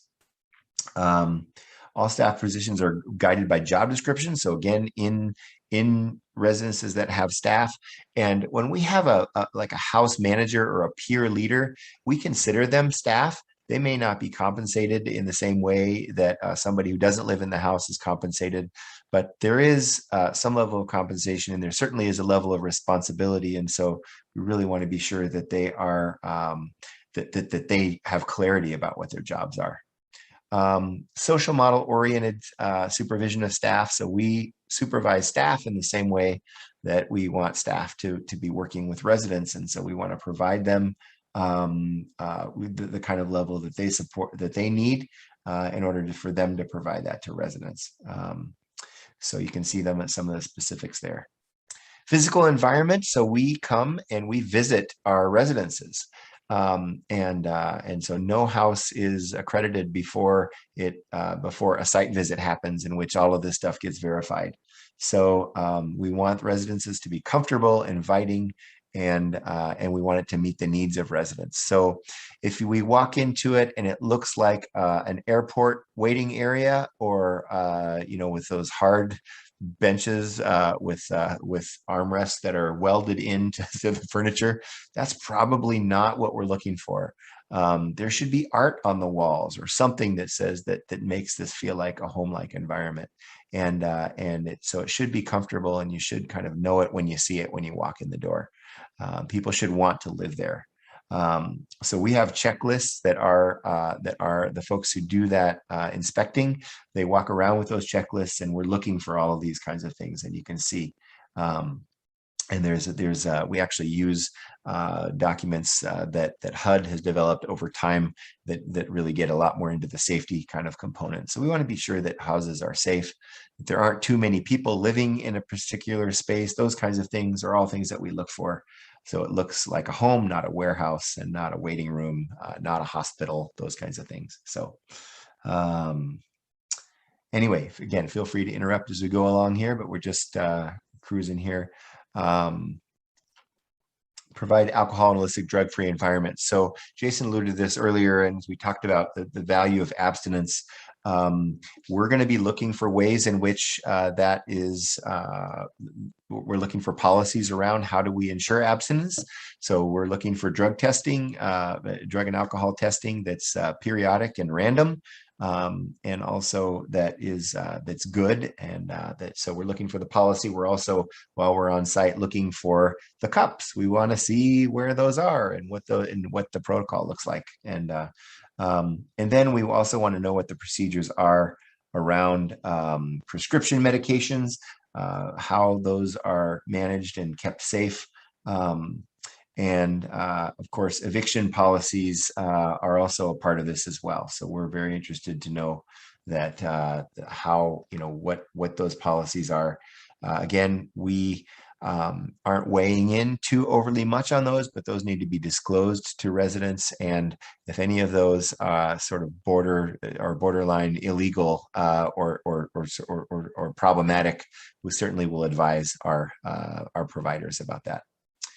Home safety. So this is just a big long list of things that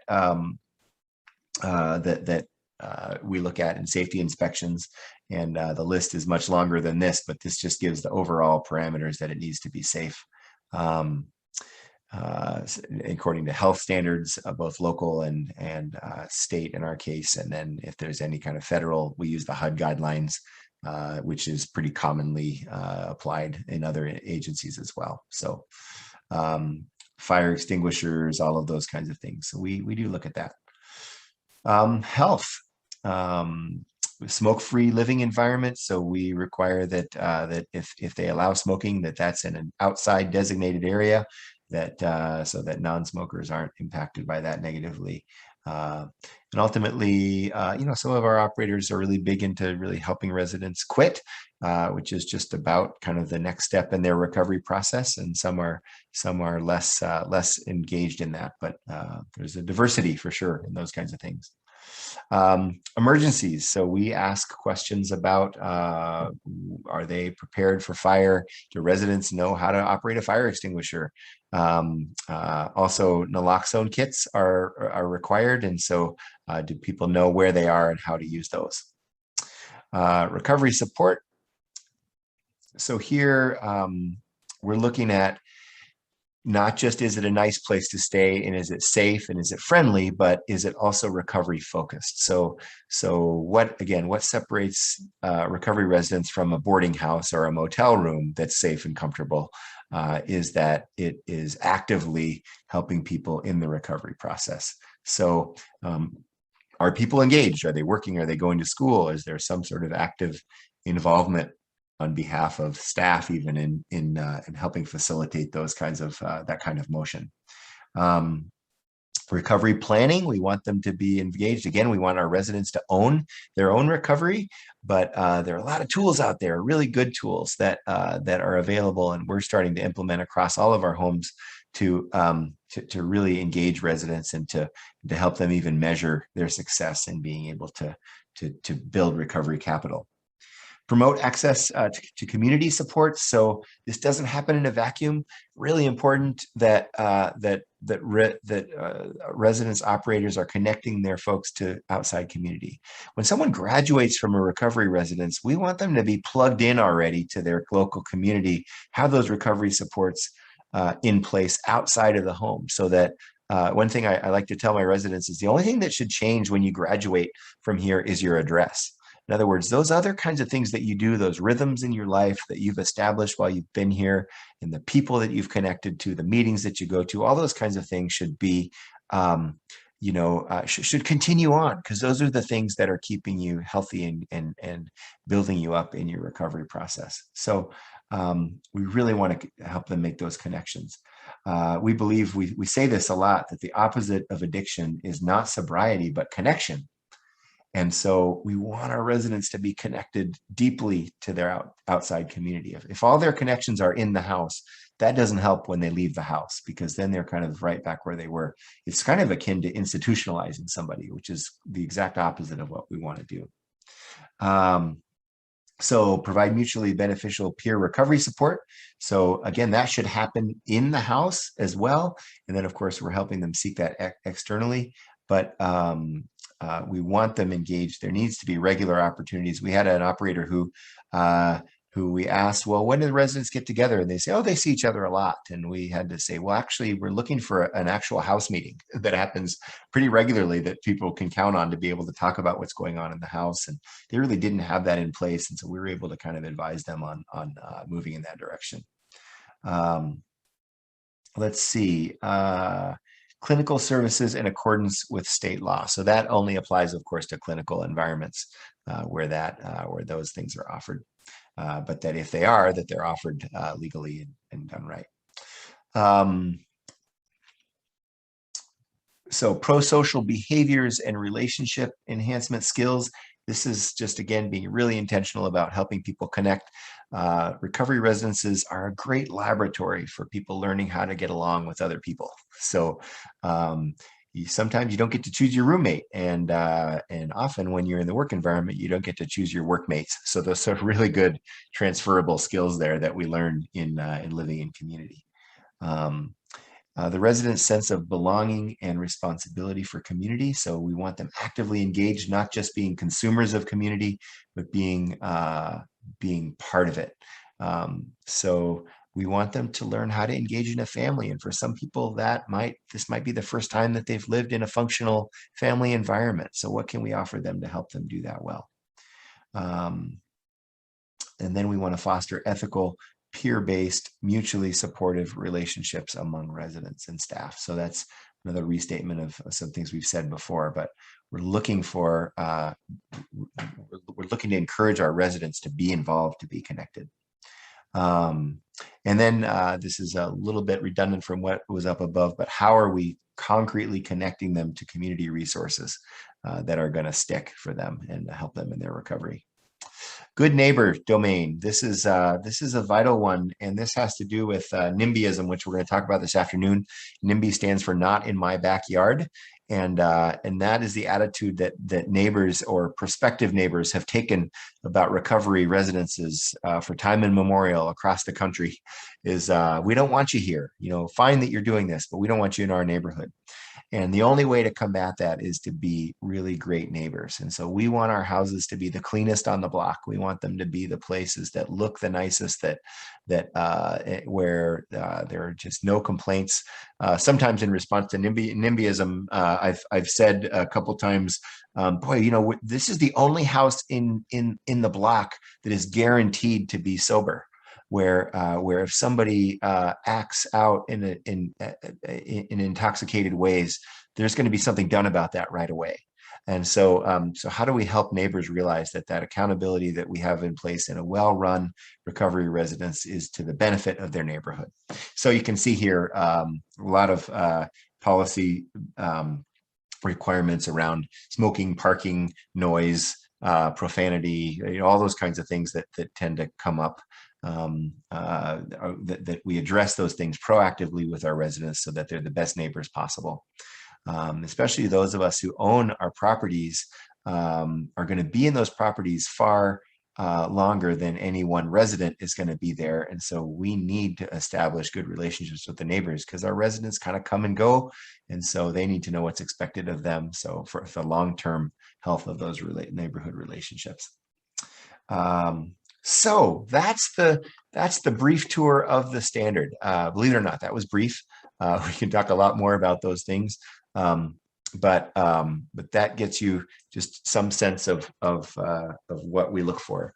So interested just in questions, comments about kind of what you saw there. We can get really specific about what we mean, but just mainly wanted to give you an overview and just hear your thoughts, reactions, answer any questions that you have. Anyone have anything? And if so, just put them in the chat and we'll get to them. So Alan, I don't have any questions that have been posted yet, but I do want to welcome Veronica Osborne. Veronica is with RCPRS with Hampton News. If I'm not mistaken, based out of Hampton, Virginia. She works with the PSH program. And I run into landlords who do not know the law, and yeah, unfortunately, in our line of work, that's something very common that we work in, that we run into. I guess the best thing that I can say, and the best thing that all of us can do, as somebody suggested earlier in the chat, is just advocacy. Continue to do the next right thing, put our foot forward, and do our very best to advocate and educate, as we're doing here today. Mm-hmm. Yeah, for sure. So I want to just, as any other questions or comments come in, I will just talk briefly about what that process looks like when we accredit organizations according to the standard. And we have basically three parts to that. So part one is policy review. So we actually ask to see a lot of the policies that are referenced. We just looked at the document you saw. Often it says a policy on such and such, or evidence that this is required, or that this is, that something exists in the way of a document. So we ask for all of those, and we have an online platform where our prospective accredited operators will upload all of that to us, tell us where we can find all of those policies within the documents that they give us. And then we have a reviewer or two who will look at all of those and make sure that they meet the standards. So that's the first piece. And that, frankly, is the piece that takes the most time and effort. The second piece is an interview. So there are some things that we just can't get to by reading a policy, but we kind of want to know what it looks like on the ground. And so we want to understand, how do they welcome people in? What does it look like when somebody gets there? Those kinds of things. So something that you can't really describe in policy, but you can sort of ferret out from what the operator will describe as going on. And then the third piece, once those two pieces have been done, and what happens in each of those, by the way, is that the operator is given some feedback to say, we're asking you to adjust this, or send us this policy, or this wasn't quite clear. Could you adjust the wording so that it's clearer for a prospective resident? Those kinds of things. And it's really a great process to go through. And as an operator, with my operator hat on, I've been through that twice now. And it's really great. It really helps us sort of stay on our toes and kind of better ourselves. And then the third part is the site visit.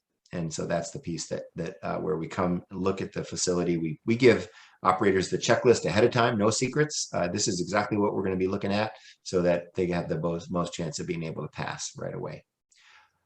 Alan, Jeff had posed a question. Yeah. What about reaccreditation? And what is the term? What is the term for accreditation? Once somebody gets accredited, how long does that accreditation last? And what does the reaccreditation process look like? Yeah, so the accreditation is annual.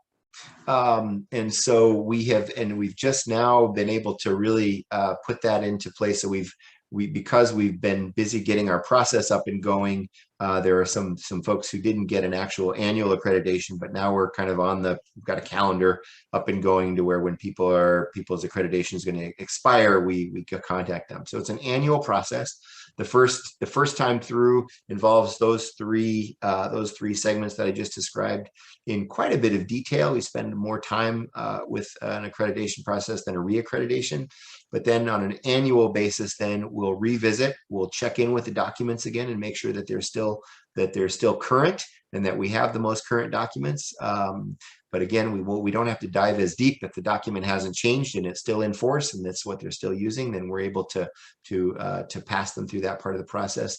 We'll still do an interview because we want just an update on what's new, and more often than not, an operator has added a house or two or maybe more since their last accreditation. So we'll need to just know how those have been onboarded, and then we'll do a site visit on those new places on the third part of the process. So we will do site visits every year, regardless of the briefer versions of the other two components. But we want to see a house at least once a year, make sure that it still is looking good, that they're still good neighbors, that they still are doing what they committed to do in their process. So reaccreditation happens once a year. We use the term accreditation, just to be clear, across the country. Most of our colleagues, our other state affiliates, call this process certification. But in Washington, certification has some real specific meanings that are tied to kind of people. So people are certified, and to the extent that they're used in facilities, it doesn't quite match what we do here. So we've kind of changed our language to better fit in with what's going on in other state functions, so that it's really clear we're talking about accrediting a facility. So. Hopefully that answers your questions, Jeff, just what that looks like. Yes, excellent. Thank you. All right. Anything else in the way of, so as we just poured through kind of a meaty document, but anything stick out to anybody that they want to you can just highlight or ask about? Ellen, could you touch a little bit on the legislation that's going to be put into effect January of 20 and 23, and how the accreditation process kind of fits into that? Yeah, thank you. That's a great question. So in 2023, House Bill 1528 in the 2019 legislative session has a couple different provisions in it. That first of all, it set up a state registry, and so accredited residences they're accredited by Walker are now listed on a registry that is maintained by the Healthcare Authority. And so we have a contractual relationship with the Healthcare Authority to do that accrediting process that we just described. So by 2023, any state agency who's receiving state funding will only be able to refer their clients to accredited residences. So the point of that is that will likely, if they're referring to a recovery residence, it needs to be somebody who is accredited. And that's important because that will definitely impact funding. HARPS programs and others that are state funded, and there's a lot of detail to be worked out exactly what it means to refer somebody. So if somebody's sitting in an office, can they say, hey, you got to check out such and such? Is that a referral? I don't know solidly the answer to that, but the bottom line is the hope and the spirit behind the legislation is that if somebody is being assisted by a state-funded agency or even being funded by an agency to seek recovery housing, that housing is going to be of a specific, of a particular quality. So there needs to be a basic level of quality and safety, and all the things that we just talked about need to be in place in order for a person to be referred there.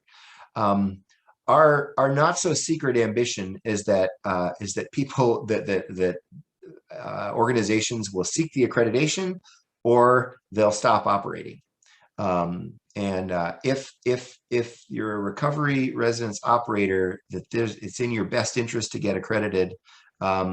For all of the support and the accountability and the connection and the reputation assistance and all of that kind of is inherent in that is a real benefit to you as an operator. And so we really want you to be in the fold.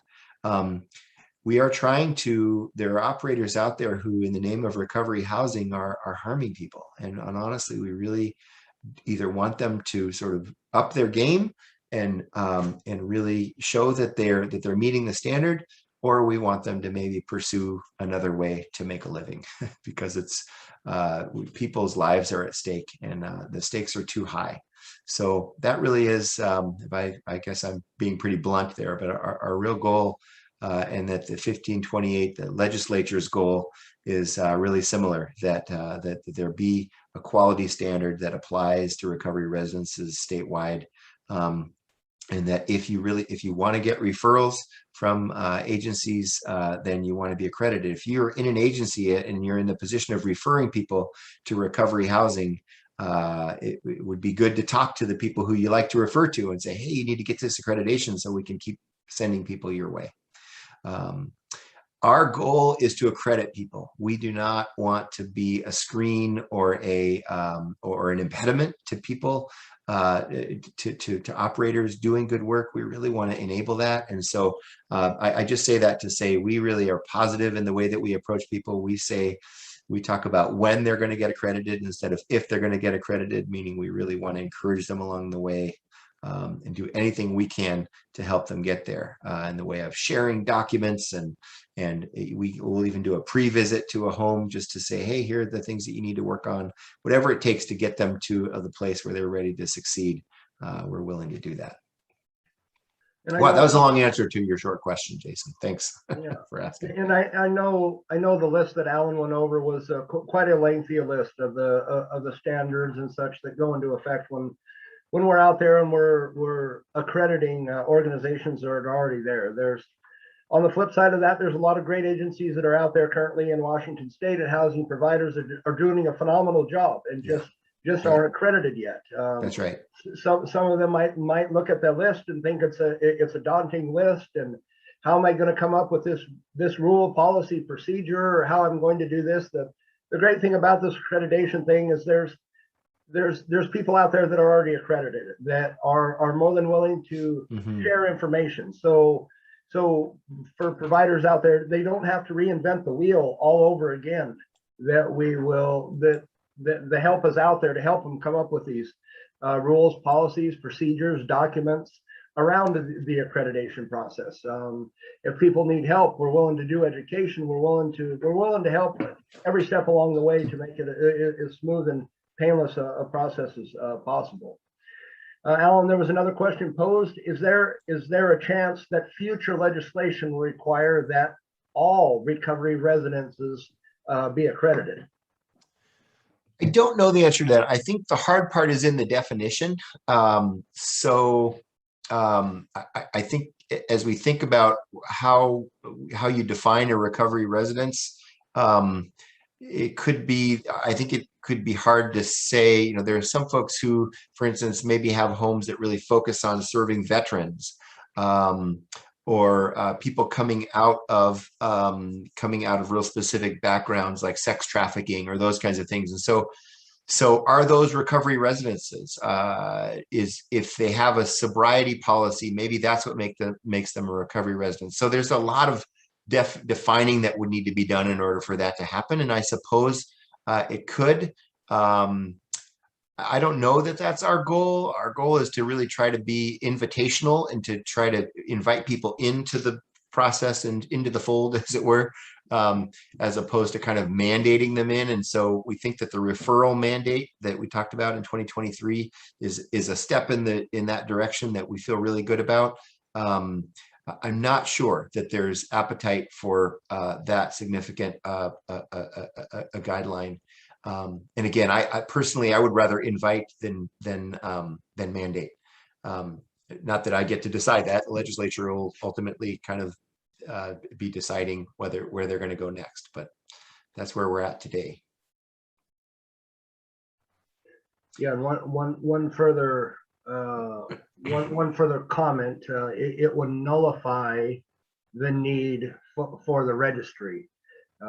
Basically, if all recovery residences were required to be accredited, it would nullify the need for a registry. To some degree, it would nullify the need for the registry to check on there and see if a recovery residence is or is not. On the flip side of that, the registry provides a great tool for individuals to go on and look at different providers that are out there that offer different recovery programs. Some providers out there work with veterans. Some providers offer co-ed housing, housing just for men, just for women, women with children, men with children. That's also a good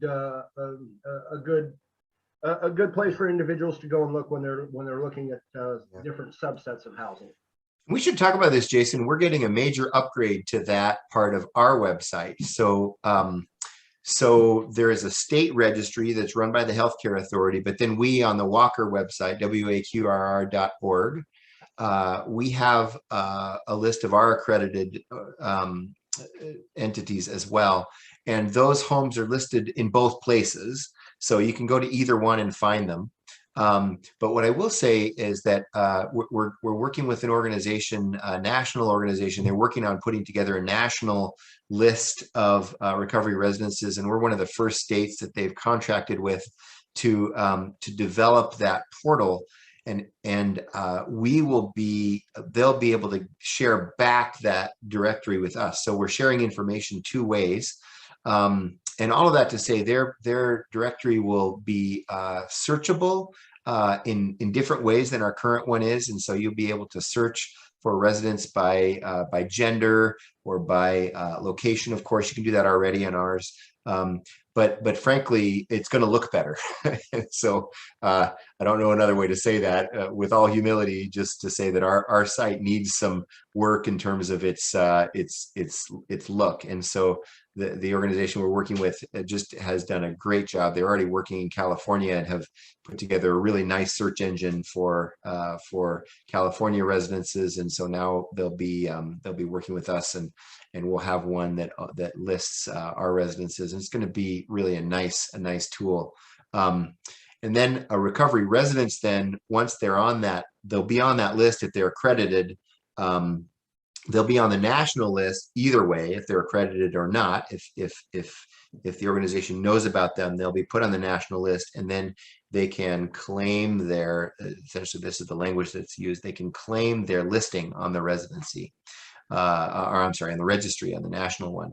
And when they do that, they'll have the opportunity then to purchase other kinds of services from the organization. They have a residence management system that's really neat, and so on.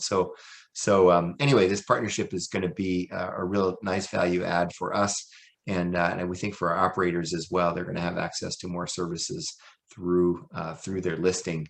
They're going to be able to describe themselves in more detail and be able to offer more through that listing to prospective residents. So it's really exciting what's happening there. Any other questions or comments? Otherwise, we can break a little bit early for lunch. That'd be all right, but I want to be sure that we answer anything else that's being posed to us. Right, if you think of something over the break here, please do bring it back, but I think we'll just break early. I think we'll still meet at 1.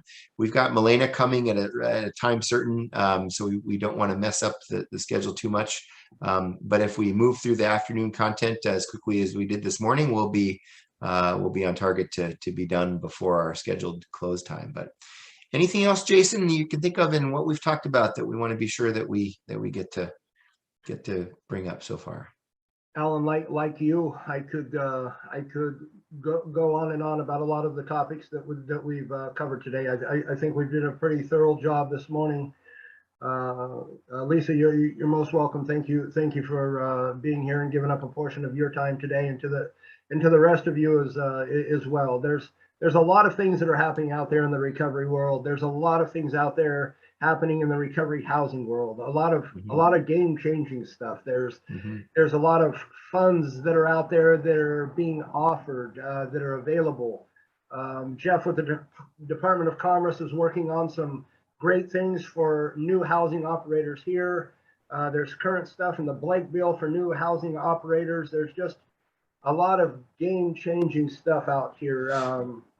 Alan and I have been working really closely with a couple organizations, Get Help and ROI, that's came up with some phenomenal stuff to help understand when people move into a recovery residence or people are in new recovery, what they have for actual recovery capital. And recovery capital is the stuff that either helps or lack thereof that hinders a person in their recovery.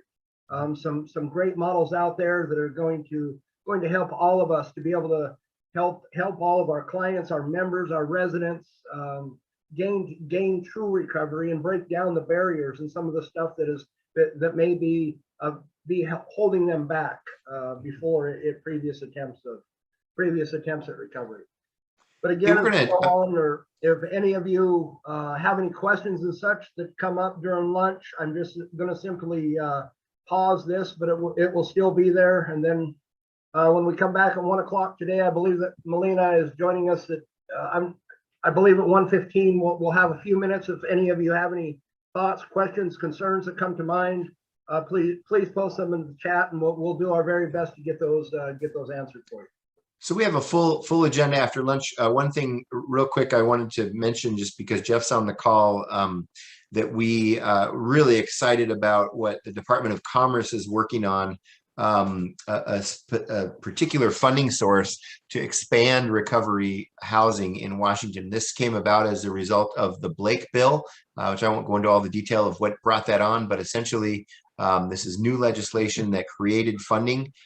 These are contracts for operators to expand, and they pay. It will pay. My sense is it'll pay a large percentage of the operating costs to open a new residence, a new home.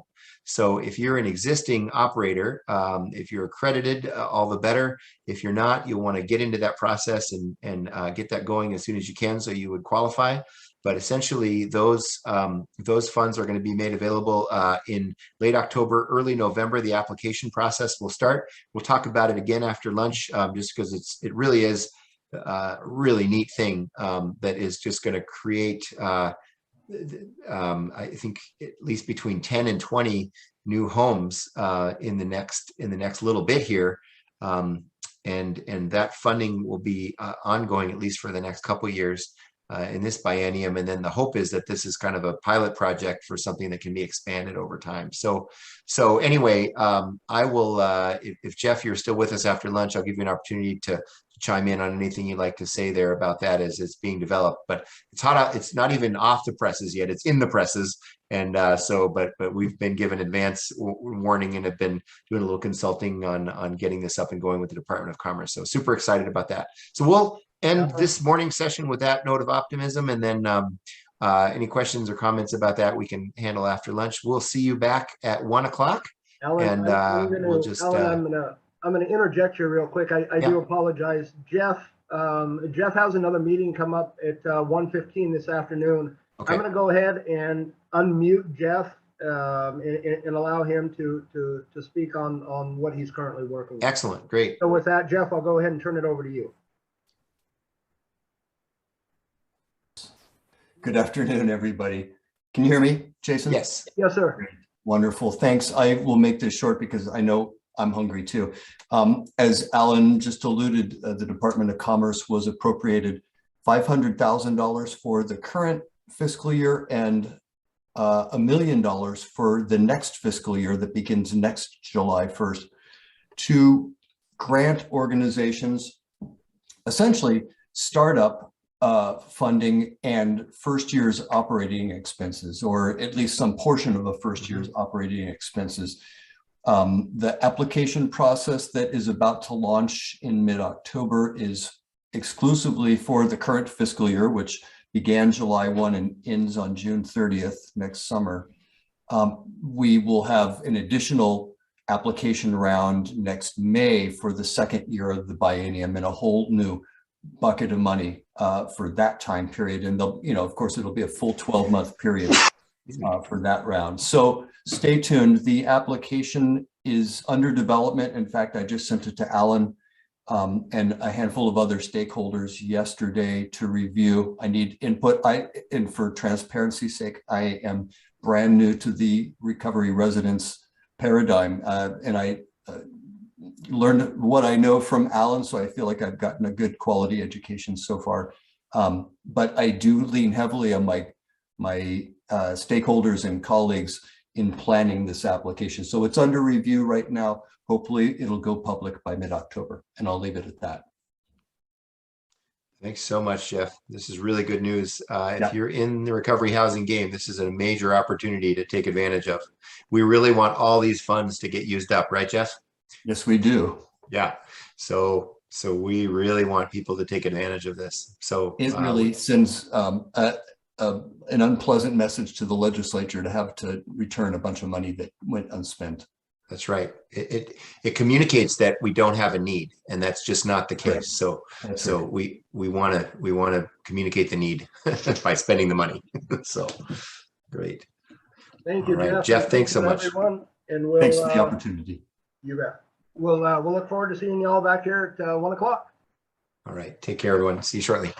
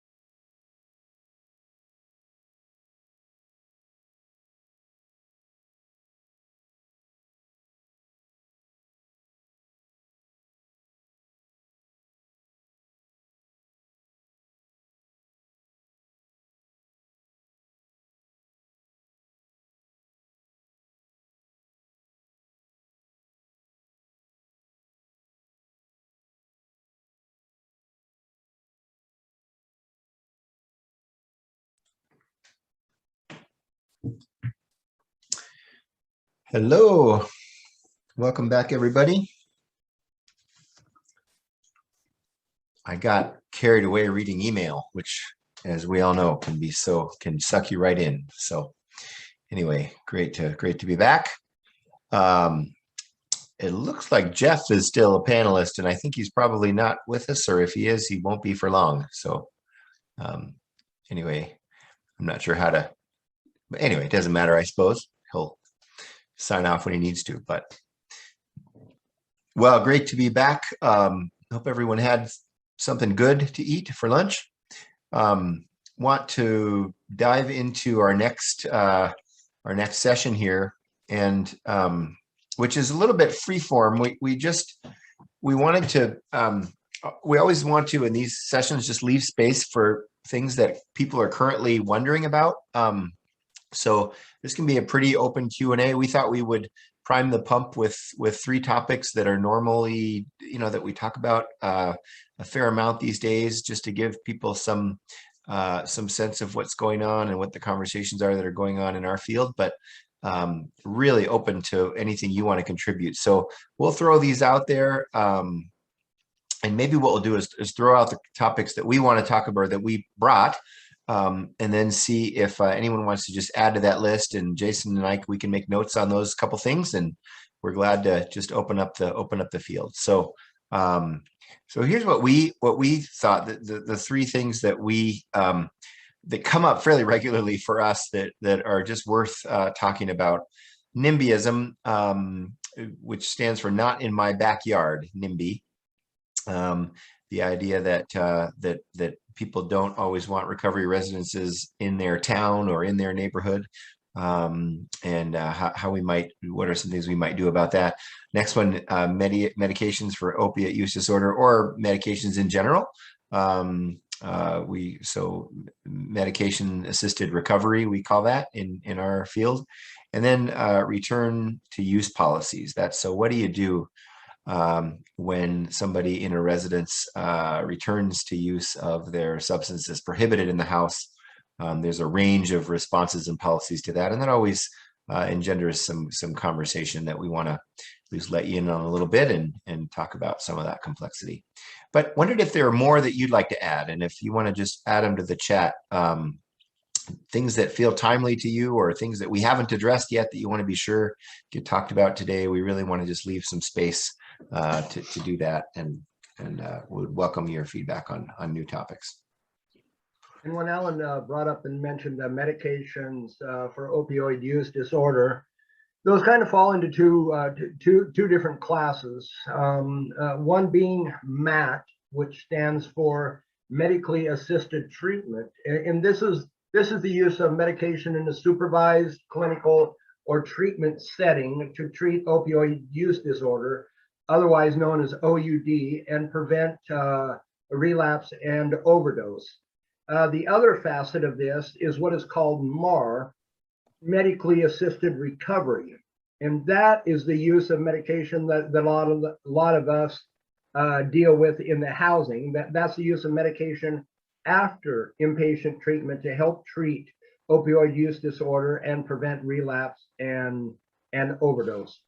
I just wanted to kind of clarify those 2 things. I'll be hosting a webinar here in the next upcoming months, specifically around MAT and MARR, some of the prescriptions and such and medications that are out there with both of those, as well as touch on some Narcan, the availability of Narcan and such like that. But if any of you have any general questions around NIMBYism, MAT, MARR, medications for opioid use disorder, or return to use policies, or again, as Alan brought up, and any other questions related to the housing field, or anything that the operators as a whole might encounter or run into, we'll do our very best to answer those questions for you here today. So I'll dive into the first topic, and then Jason, as that list, I guess just keep your eye on the chat if you would, and we Sure. we'll just add to it. But if we have another couple of topics, make sure that we're paced right so that we've got some time to talk about them. But We talked a little bit about the NIMBYism problem earlier in the day when we were talking about fair housing. To really lay this in perspective, the short version of this topic is that we actually have the right to be in communities with recovery housing. And, the irony, of course, is that communities benefit when there's good recovery housing in their community on a lot of levels. One of them is that, of course, we know that people are less likely to relapse if they have good recovery housing and they're getting good support. So the more recovery housing there is in a community, the more likely community members are to be in recovery. And so the more community members that are in recovery as opposed to living in active addiction, the better it is for the community. The less homelessness there is, the fewer ER visits, the less incarceration, all of those outcomes are drastically impacted by the presence of recovery housing. So just having more places to support people in addiction or coming out of addiction, I should say, is hugely important to a community. Beside that, there's, there are other reasons as well. There's really good research, international research that was done a few years back that tells us that people in recovery are twice as likely to volunteer for their communities as the general population. So that means that if someone is in recovery, they're not just like surviving and barely making it through.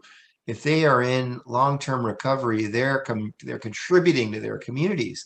And so we definitely see that to be true in our homes, that people who are really doing the work of recovery for themselves, that very activity kind of has this outward focused, momentum that really makes for, it's just a huge impact on the community as a whole. So the more people who are actively engaged in their recovery and in the recovery community, the community benefits directly, not just from them not being in those kind of negative environments or those really expensive places to keep people, but they're actually contributing back to society. So that's a huge benefit of having recovery housing. And then third, of course, is just having good neighbors and people who are committed, wanting to be in community and know how to be in community. Well, if you've ever sat in a healthy recovery meeting, you know that the kind of vulnerability and openness and just sincerity and goodwill that is in those places. We need more of that in our community as a whole, especially today more than ever, when isolation is so ubiquitous. It's everywhere, and it's it's taking over in so many quarters. But in the recovery community, in the active recovery community, people are engaged and connected, and so our homes and our residents have a lot to offer a community, and so vitally important that that we can figure out healthy ways to communicate that to people. And as we saw when we were looking at the standards, the quality standards for NARR and Walker, what we see is in the good neighbor section that residents really should be engaged in positive ways in their community. And so not only do we have policies about, hey, not swearing at the top of our lungs and not smoking in undesignated places and parking all over the place, but we have policies around active community engagement. So really want people to see our homes as assets in the community instead of liabilities, and positive sort of, for property value and all other kinds of things that people quote kind of against us sometimes.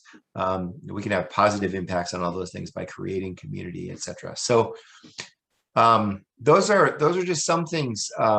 Jason, what have you seen kind of on the ground in Oxford houses, specifically other places that the residents do that that help them in their relationships with neighbors? No, absolutely, Alan. I've dealt with NIMBYism in many aspects over the last 10 years. Some from city councils, some from neighbors, some from whole neighborhood groups. I've had whole neighborhoods get a hold of the news media and have the news media come and try and cast a bad light. And in reality, in my experience in doing this, the biggest reason behind NIMBYism is lack of understanding and lack of education. I would I'll always suggest when opening a new recovery home in a new area, definitely get the neighbors in the neighborhood involved. Alan touched on, yes, recovery houses have a right to be in every neighborhood for that matter. There's very few exceptions to that. But with that being said, you always want to go in on a positive note. I've had some staff in the past who've tried to open up a few houses. They have opened up a few houses and not let the whole neighborhood there know, not do any education, and it kind of blossomed into a big fire that I had to step in on. But for a lot of the reasons that Alan speaks of, we by nature, recovery residences, though all of them are not, should be in good houses, good quality homes, in good parts of towns, and in good neighborhoods. It's very important, as Alan touched on earlier, that we keep our houses up to look like one of the best houses there in the neighborhood. I've sat down, had to answer a whole lot of questions with neighbors, break down barriers, and it's been my experience. A lot of these, I can't think of one in my years of doing this where I've had a neighbor that was just truly upset. I don't want people in recovery living next door. They're going to rob from me. They're going to steal. They're going to drive down property values. When really, after a few months of the residents being there, the residents taking a proactive approach. A lot of them that raise issue are elderly folks who might not be able to cut their own grass. They may need help painting their own fence, doing weeding. It's just the little things like that to give back and become part of the community, become part of the neighborhood. I've opened houses where individuals were literally standing across the street holding proverbial pitchforks. 6 months later, Christmas time rolls around and they're literally bringing meals and presents over to help feed the members, their kids, and their families. So the NIMBYism thing is, as I said, a lot of it is just lack of education and lack of understanding. If we approach it in a caring manner, saying, hey, we're here for you. Here's my number. Here's a point of contact. You can always reach out to me if anything is amiss. It just takes a little bit of time and not so much hearing, but seeing what is actually happening. Seeing people aren't coming and going at all hours of the night. Seeing people aren't sitting out on the roofs. Seeing people aren't being loud and wild parties and everything that is so synonymous with when people are in active addiction. When people see that stuff isn't going along and that people can recover and that people can become productive parts of society again, their views on the thing greatly change. Yeah. I think I mean, what I hear you saying throughout that, Jason, is it's about relationship, isn't it? So what was missing in the early parts of the story you tell about the pitchforks is connection, right? The ability. Exactly. They're just sort of faceless people who we've stereotyped and kind of put into bed, and we do it both ways, right? But for us, it's the ugly neighbor, and for the neighbor, it's the the criminal element in the house, or whatever, however they're going to define it. And what the cure for that is connection, right? Yeah, it is. It's all about connection, and it's about us. Most of us here are in professional roles, either as executives, providers, peer support specialists.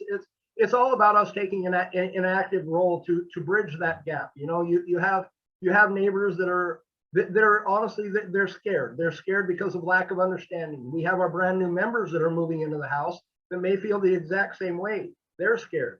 They haven't lived in a clean and sober nature for some time, around clean and sober people, around clean and sober society, and they have fears as well. It's just one of the many hats that we wear, and finding a way to bring balance to both sides of things and help both sides repair relationships or form relationships that they might not otherwise know that can happen.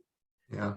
One of the questions that we had presented here from Ronita, and welcome, by the way, Ronita. Appreciate you being here today. Are there resources for residents who have various disabilities, physical limitations that need health support as well as recovery? Mm-hmm. Yeah, for sure. You know, that's where that piece we talked about this morning, Rita, before you came, was that piece of connecting with local resources and finding partners is so vitally important. That you know, where are the offices of vocational rehabilitation, for instance? That's a local one that we interface with, and Goodwill Industries and a couple of others that in local kind of community centers that have resource that is just they love doing this kind of thing. They love helping. If residents are in school, you know, community college system, others have offices of disability support services that are all about helping in any way that they can. So there is in almost every community there's a network, and whether you've interfaced with it or not, there's a network of folks who kind of know how to find those sorts of resources. So we, Walker specifically doesn't offer a set of resources specifically because those are so often community based. But if you're looking to get a hold of somebody in your local community, we could maybe help be a bridge to that if possible.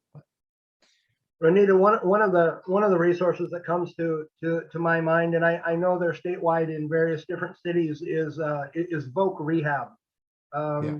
If you Google Voc Rehab there in I believe it said in Pierce and King County, I know they have a very big presence there. They work real hard at getting individuals retrained and providing the support systems that they need to be successful and get out and be able to return to the workforce.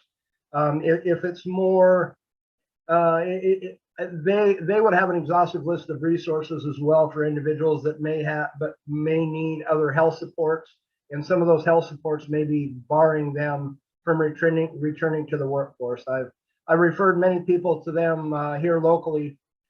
Richland, Washington is home for me.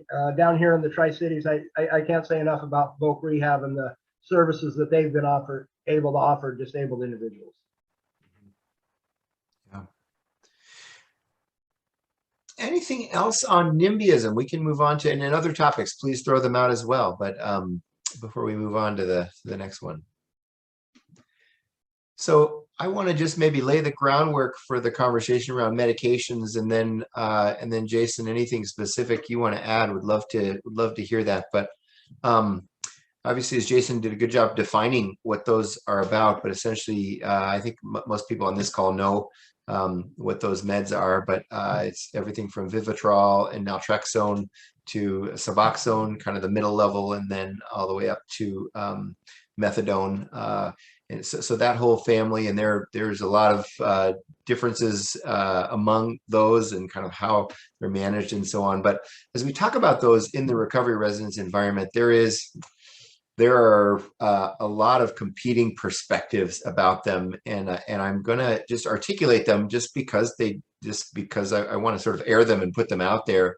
And some of them come from what I'll, for lack of better terminology, kind of call old school recovery, or old school kind of 12-step fellowship wisdom, which just talks about, which is pretty basic and pretty, pardon my terminology here, but pretty simplistic to say that, well, if you're just dependent on any substance whatsoever, then that's not a good thing. And so you've got folks who kind of hold that perspective, who open their recovery residence, and that's kind of what they come into it philosophically believing. And so their whole goal is to keep people off of any kind of substances whatsoever.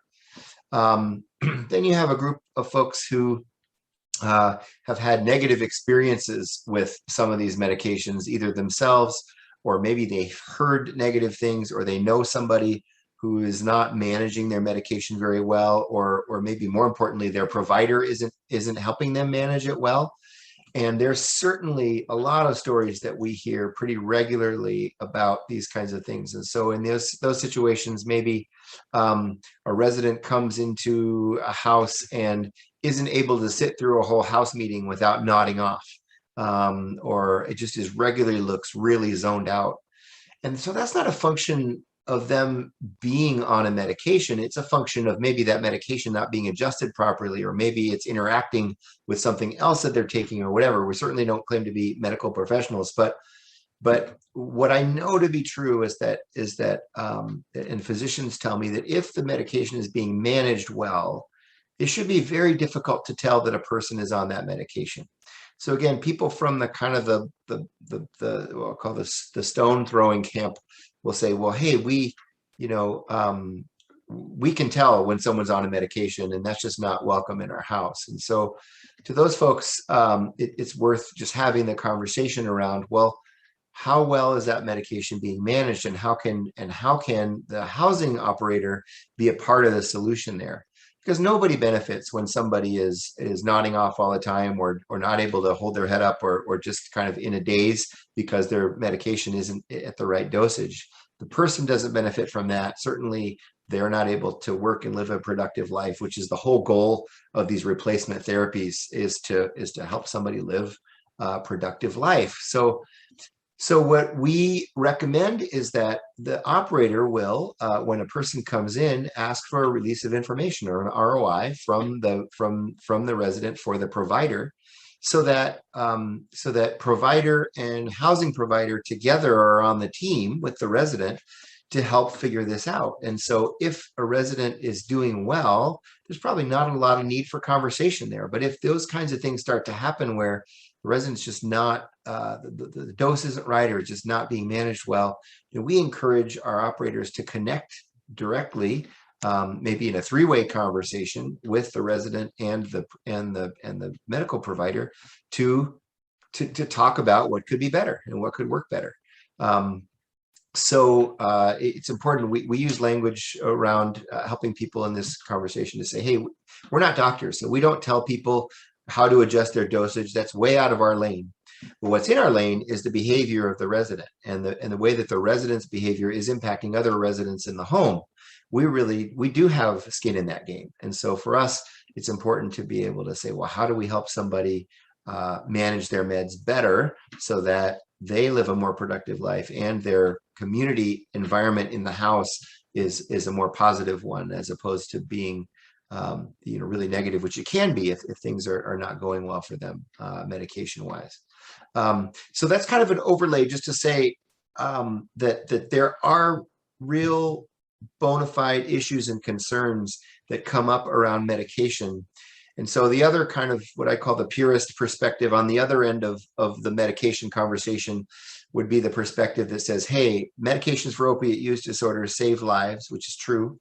And they are good, and no matter what, it's really none of anybody's business except for the person who's taking the medications, how that's managed. And as long as they are doing what the doctor says, then we should just leave them alone.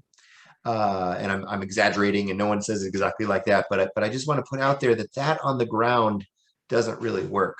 So something that is a kind of a nuanced perspective that says, yes, there can be issues with medication, but there are many mechanisms that we can work through together to kind of help figure out how to manage them well. All right, so that's I guess that was more than an introduction, Jason, but I guess I want you to sort of throw in your 2 cents on what you've seen that's helpful and that works well. Alan, you did a great job, but beginning to cover the topic.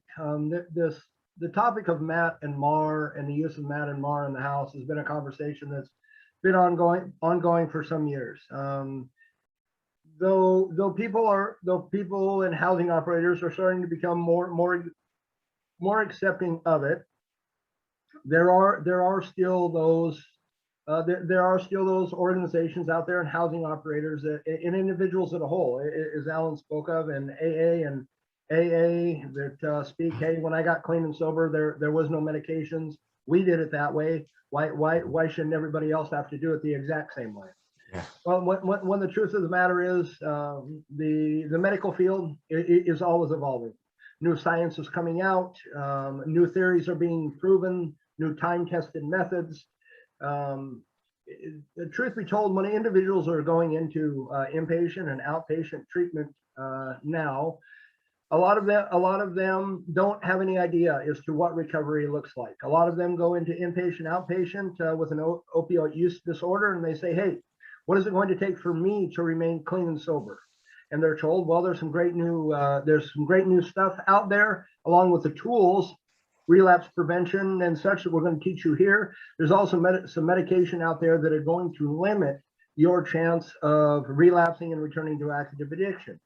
They get them started on these medications. Recovery gets going good for them, and then sometimes they go to be released, only to find out that, hey, I can't now be housed because I'm following the directive of my doctors and the substance abuse professionals who've been doing this for time through no fault of their own. And ultimately, I've seen it happen time and time again, where an individual struggles. They can't find housing. They can't find housing because they don't know who else to reach out to, because they're so new in recovery.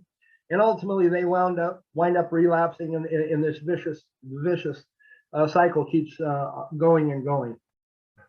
Again, I'm going to preface this with I don't have a law degree, and I'm not a lawyer, but I am going to quote you some material here from the Federal Fair Housing Act, just for you all to have. And this is pertaining specifically to housing. The Fair Housing Act, FHA, makes it illegal to discriminate in housing and real estate transactions because of someone's disability. People on MAT and or MARR are protected from housing discriminatory under the Federal Fair Housing Act, just as people with other disabilities. Housing discrimination related to MAT sometimes arises in the context of residence for individuals in recovery. Individuals who live or want to live in halfway houses, recovery houses, or other residents for individuals in recovery are sometimes excluded because of their participation in MAT. This, by federal statute, is illegal, even though this type of discrimination occurs with some frequency.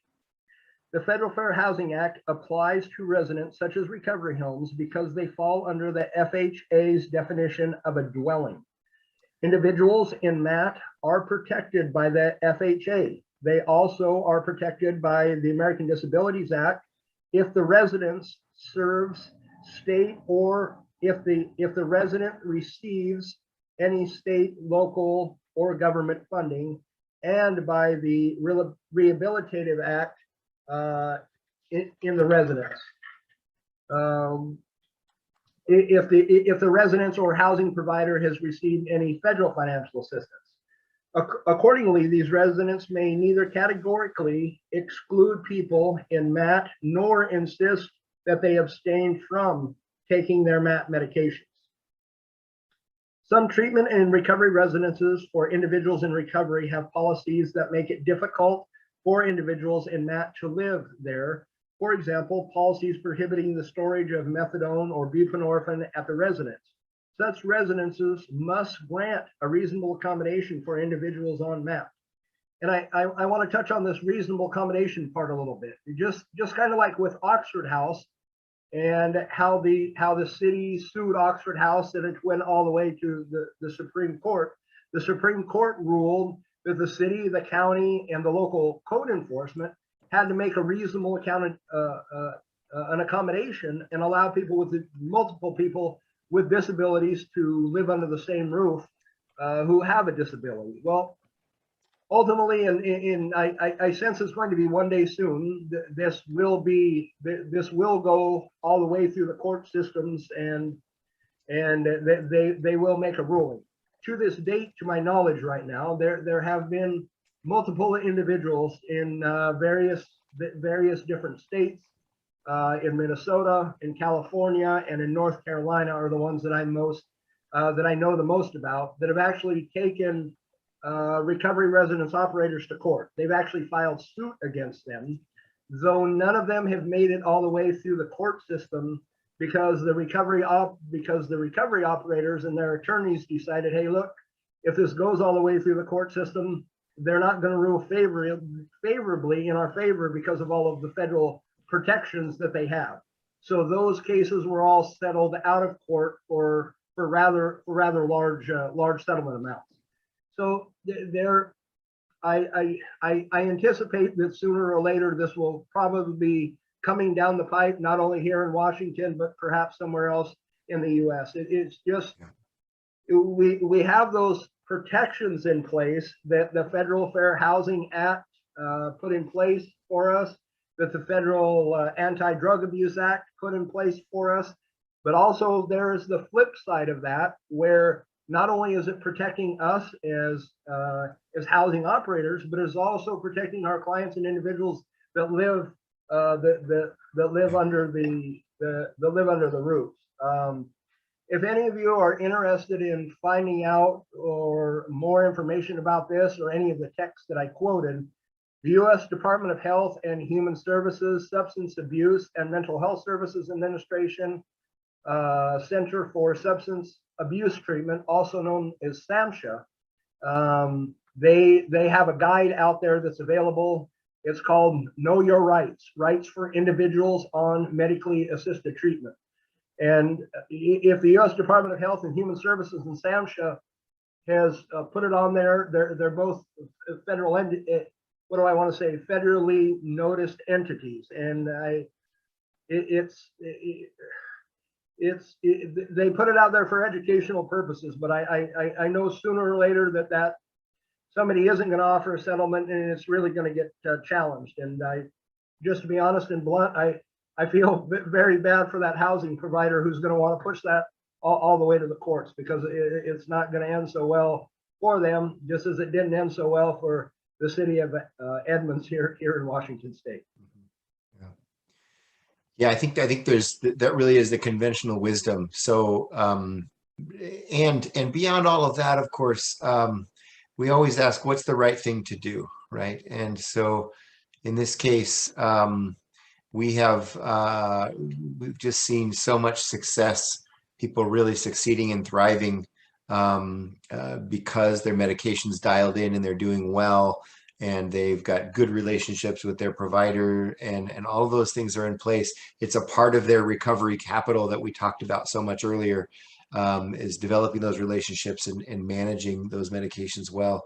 They're thriving, and we see so much of that. It's really impossible to deny the effectiveness, with the understanding that it does take some dialing in for some folks, and it's not immediate, it's not a cure-all, and it's not automatically magical right away. I mean, there's process to go through. So if we can be helpful in walking alongside our residents as they're doing that, that can be a huge benefit to them. I want to introduce our colleague before we go on to the third deal, just because she's with us now. Milena Stott is here from the Fletcher Group, and I'm going to let her introduce herself in a minute when we turn the program over to her. But at least to say, hey, Milena, welcome. We're glad to have you with us. Thank you. Hello. And so Milena will talk a bit about what the Fletcher Group does and so on. But just want to acknowledge, since you see her face on the screen, that she has been a great support. Milena also sits on the board of Walker and has been a great colleague and support to us as we really share a lot of the same aims as her employer does in our state. So it's been a great partner. You're going to hear from her in a little bit, but mainly just wanted to say hey and welcome. Thank you. Hello. Glad to be here. All right. So we'll check in with you in just a few. So the last thing on our little kind of list of hot topics, and then anything else you want to add, group, to this, but is the return to use policies. And we talked a little bit about this morning, that there's a continuum of thought on return to use.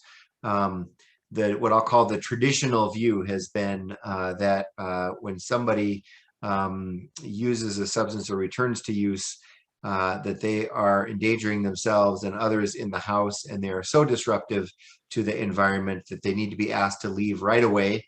And and that's it, you know, and that there are various you know, iterations of that, and when they would be able to come back and the kind of support they receive while they're out. But the policy essentially on one end of the continuum is we just need you gone. We need you to not be here because you're not abiding by the policy in the house.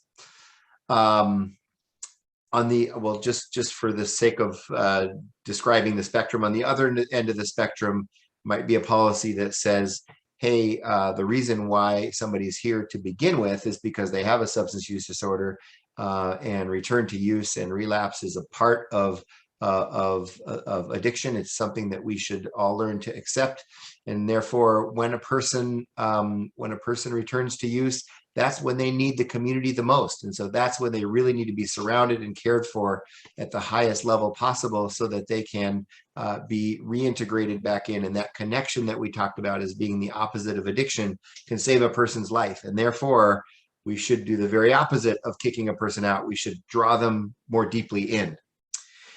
And then in the middle of those two perspectives is probably where most operators land, and that is that there are competing values. There are things that are both important. One is the sort of health, stability, safety of the housing environment. And if one person's behavior is chaotic enough, and there's no place where that they can be in a house that would sort of isolate the rest of the house from that while in its kind of most acute kind of form, that the safest thing to do is to figure out a way to separate that person from the house.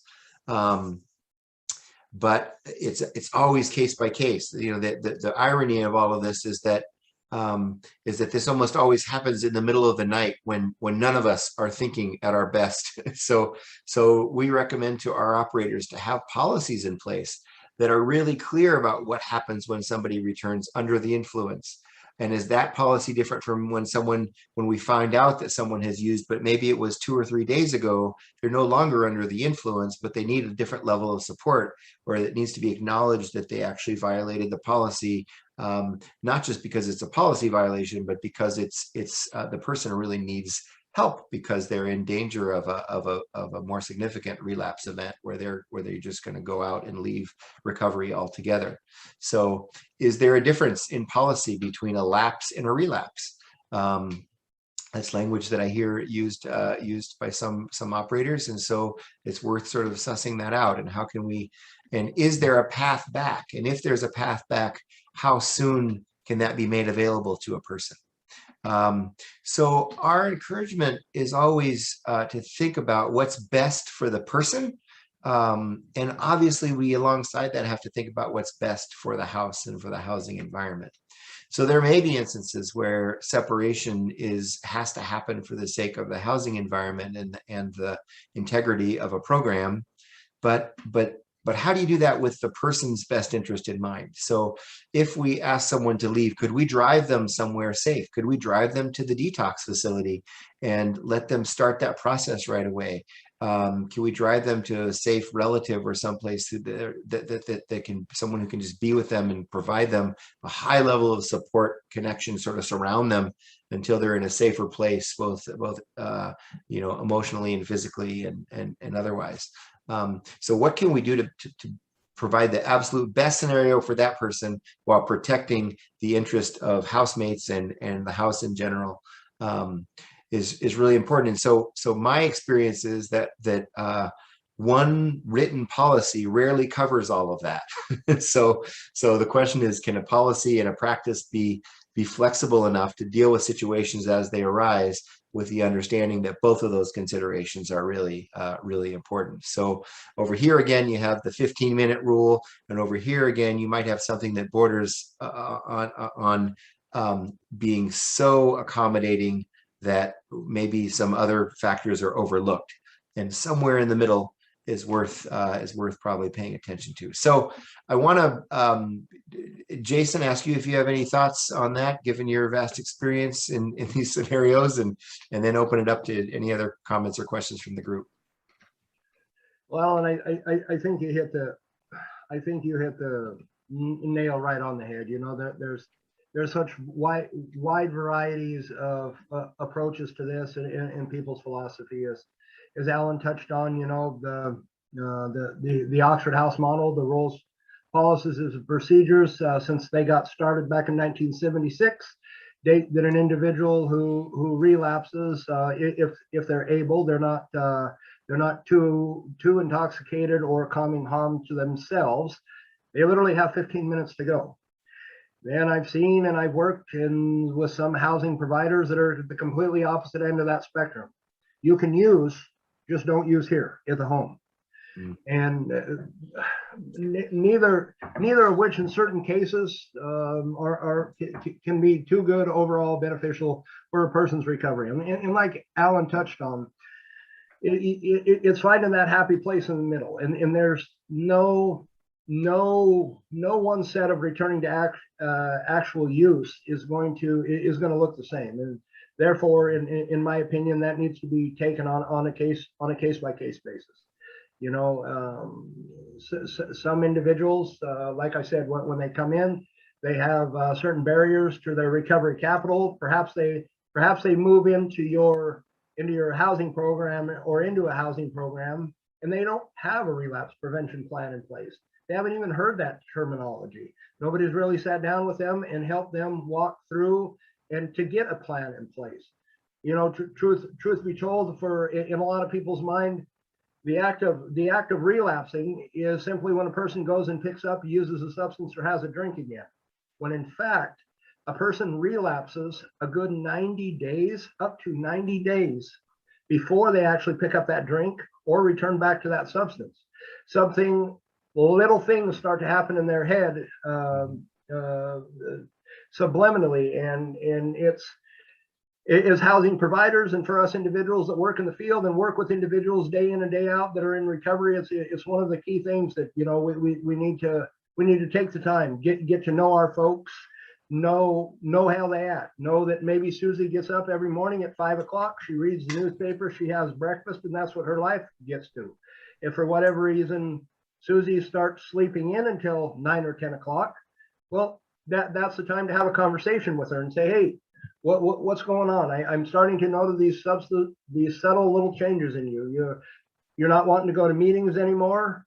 You're not just a lot of little things come into play. But I guess I could go on and talk about this for a long time. But I guess the key to remember here is that Alan said the best policy lies somewhere in the middle of the two opposite ends of the spectrum. And without a doubt, we should really take every person and every case on a case by case basis. All right.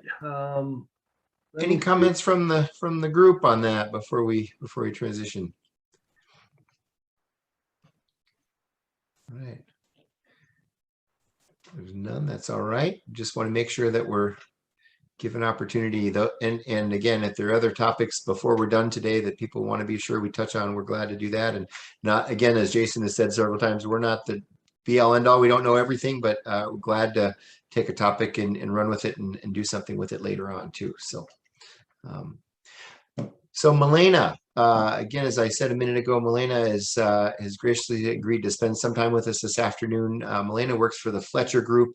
Been at this position for 2 years, Milena. Am I about right there?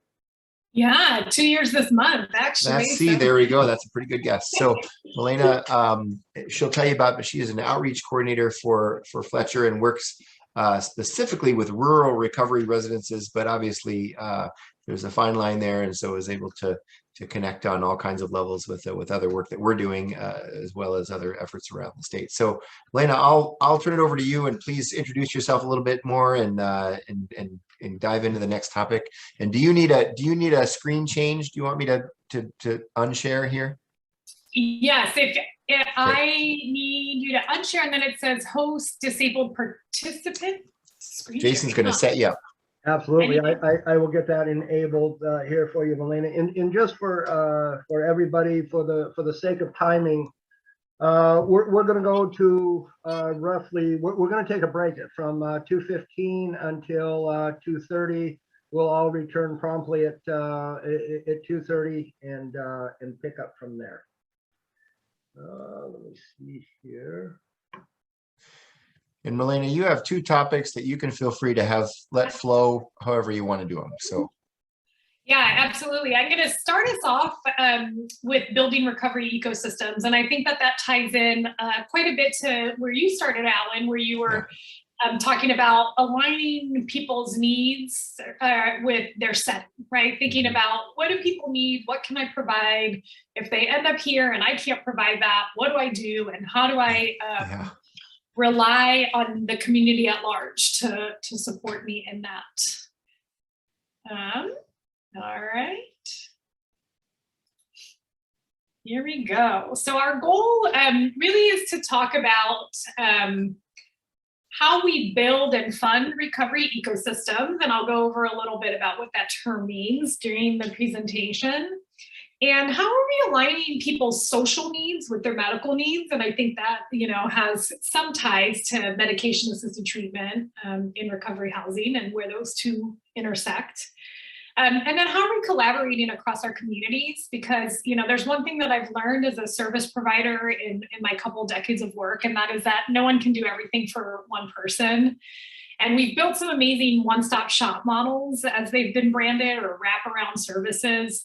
But the reality is nothing replaces collaboration, especially when you're working with folks that are involved in many different systems. And so when we think about how we help folks that are involved in those different systems, we like to use the recovery ecosystem approach, which is a fancy way of saying, a person in their environment. And we know that there's a relationship between people and their environments and how those two things affect one another. All right, so as Alan said, I'm with the Fletcher Group. I'm a licensed social worker and drug and alcohol counselor by training. I've lived and practiced in our community system here in Washington since 2004. So I have a pretty good idea about what Washington looks like and, where we're doing really well and where we could do better in terms of how we meet the needs of our community members. So the Fletcher Group is funded by a HRSA grant, and it has a rural focus, though our work obviously extends beyond rural, especially as we're working with states to make changes that support the capacity and quality for recovery housing, as Alan and Jason have graciously joined all of us in that mission here in Washington. So the Fletcher Group, through this grant, is able to provide some technical assistance. So, there's often folks that are interested in becoming providers or setting up a service, but they may not have the resources or funding about where to start. And so we're able to provide some assistance to folks around funding, finding those funding sources. We have a national reach. We report on 10 states and the rural counties in those states. However, as our work has expanded and the need has expanded, we are now able to support folks nationally, but report on 10 states. And then lastly, we provide the training and technical assistance. So these are kind of the states that we're covering. So you can see we've got a bit of a presence here in the Pacific Northwest. And each state has their own outreach and engagement specialists, and our latest outreach and engagement specialists were hired with a national focus. So when we look at our model, we really rely on Sam's view around the 4 pillars of recovery, and that, health is that first pillar. So I've spent a large part of my career working in the medical system, where I've worked in residential treatment settings as well as outpatient treatment settings. And there's nothing sadder than working in those settings and watching somebody transform while they're receiving those services, and nothing sadder than discharging them to homelessness. Knowing that the challenges that they face when they don't have home and purpose and community can be detrimental to their recovery, right? So this idea that home provides a sense of safety. We can stabilize people all we want in the healthcare system, but if they're not returning home somewhere that's stable and safe, and I would add in some cases supportive, they might have challenges. The other piece really around recovery is, once you have home and health, we introduced this concept of purpose, right? And purpose is, I think, different for everybody, and everybody's highest potential is different. So really this idea of purpose being a big one, and being centered in the individual and what they find meaningful. And then the last piece to that is community. How do the community structures around people really help support like the relationships and network and things that have to evolve for folks in their growth. So diving into that is like our core foundation. How do we do that within a recovery ecosystem? And so what is an ecosystem? So an ecosystem has its roots in science, right? This idea that it's this rich environment that supports growth. And so we're really looking at the ecosystem of persons in recovery, or maybe all people in society, right? As we think about preventing substance use disorders, treating substance use disorders, and then going into recovery from substance use disorders. There's a lot of conversation these days around social determinants of health. I like to call them social drivers of health. But this idea really is that in the medical system, a lot of folks are asking themselves, why aren't we meeting the outcomes in our people? Why are we seeing higher rates of certain illnesses? Well, the truth is that our environment has a lot to do with how we develop and how we live and how we grow. And so this chart here is really, to help get an understanding of all of the different contributors, so to speak, to whole health, right? And this idea that clinical care is only a sliver of that. And that, to truly have impact on health, you have to have the right foundation of social and economic factors, right? Sometimes those are driven by your family circumstances or your community circumstances. You have to address health behaviors, really support people in making those changes in their behaviors that lead to those negative health consequences. And then the physical environment makes a difference, right? I mean, there are stories about how moldy environments contribute to asthma and things like that. But then there's also this space around people have to feel home, they have to be adequately housed, and that physical environment has to support this notion of safety. And then the last piece, of course, is genes and biology, right? So it has about as much impact as clinical care does. So when we talk about social determinants, right, it's really how we behave and how we interact with our environment, and then what factors are present in those environments that lead to the behaviors or illnesses that we see. So this is another fancy way of looking at an ecosystem, right? Is that, yes, there's the person and genetically what's happening in that person. And then you move out and you see, okay, well, there's that person, but then there's the family. And so this person may be doing okay inside, but there's a lot of trauma or, stressors going on in the family, and that inevitably has an impact on the person. Going out from the family into the neighborhood, the different things that are happening in the neighborhood determine how families behave, right? Or the opportunities that are presented to them or not. Stigma at the neighborhood level impacts, right, how people feel. And then you look towards like the institutions and the systems, and how do those elements play a role in the overall opportunities for folks, as well as kind of that safety net on the flip side, that when there is a crisis and you need the safety net, what is available. Oops, sorry about that. So kind of taking a little bit of a deeper dive, when we think about people's vulnerabilities around their environment and what those risk factors are, we can consider things that are physical, like what's going on in your brain or what's going on in your body. Are you using substances? How are you feeding yourself? You can look at the psychological elements. How stressful is one's life? Do you have low or high self-esteem, positive or negative life view? What are the social circumstances? Certainly domestic violence and child abuse and neglect lend itself as significant risk factors to developing substance use disorders. And we've learned that in studies.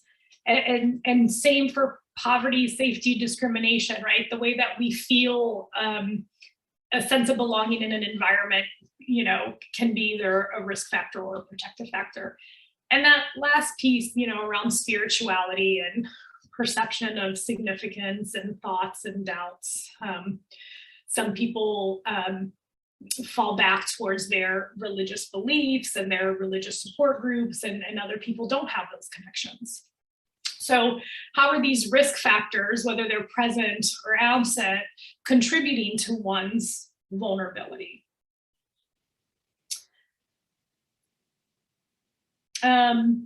So in the same way that risk factors contribute to vulnerability, protective factors contribute to better outcomes, right? And so a recovery ecosystem considers all of those things, and in the model really brings those factors together to help people achieve their goals, which is recovery or building recovery capital. So recovery ecosystem has like a point of entry, and then, you know, you enter that ecosystem and you receive the care, and then you leave. And so we look at it from that whole continuum.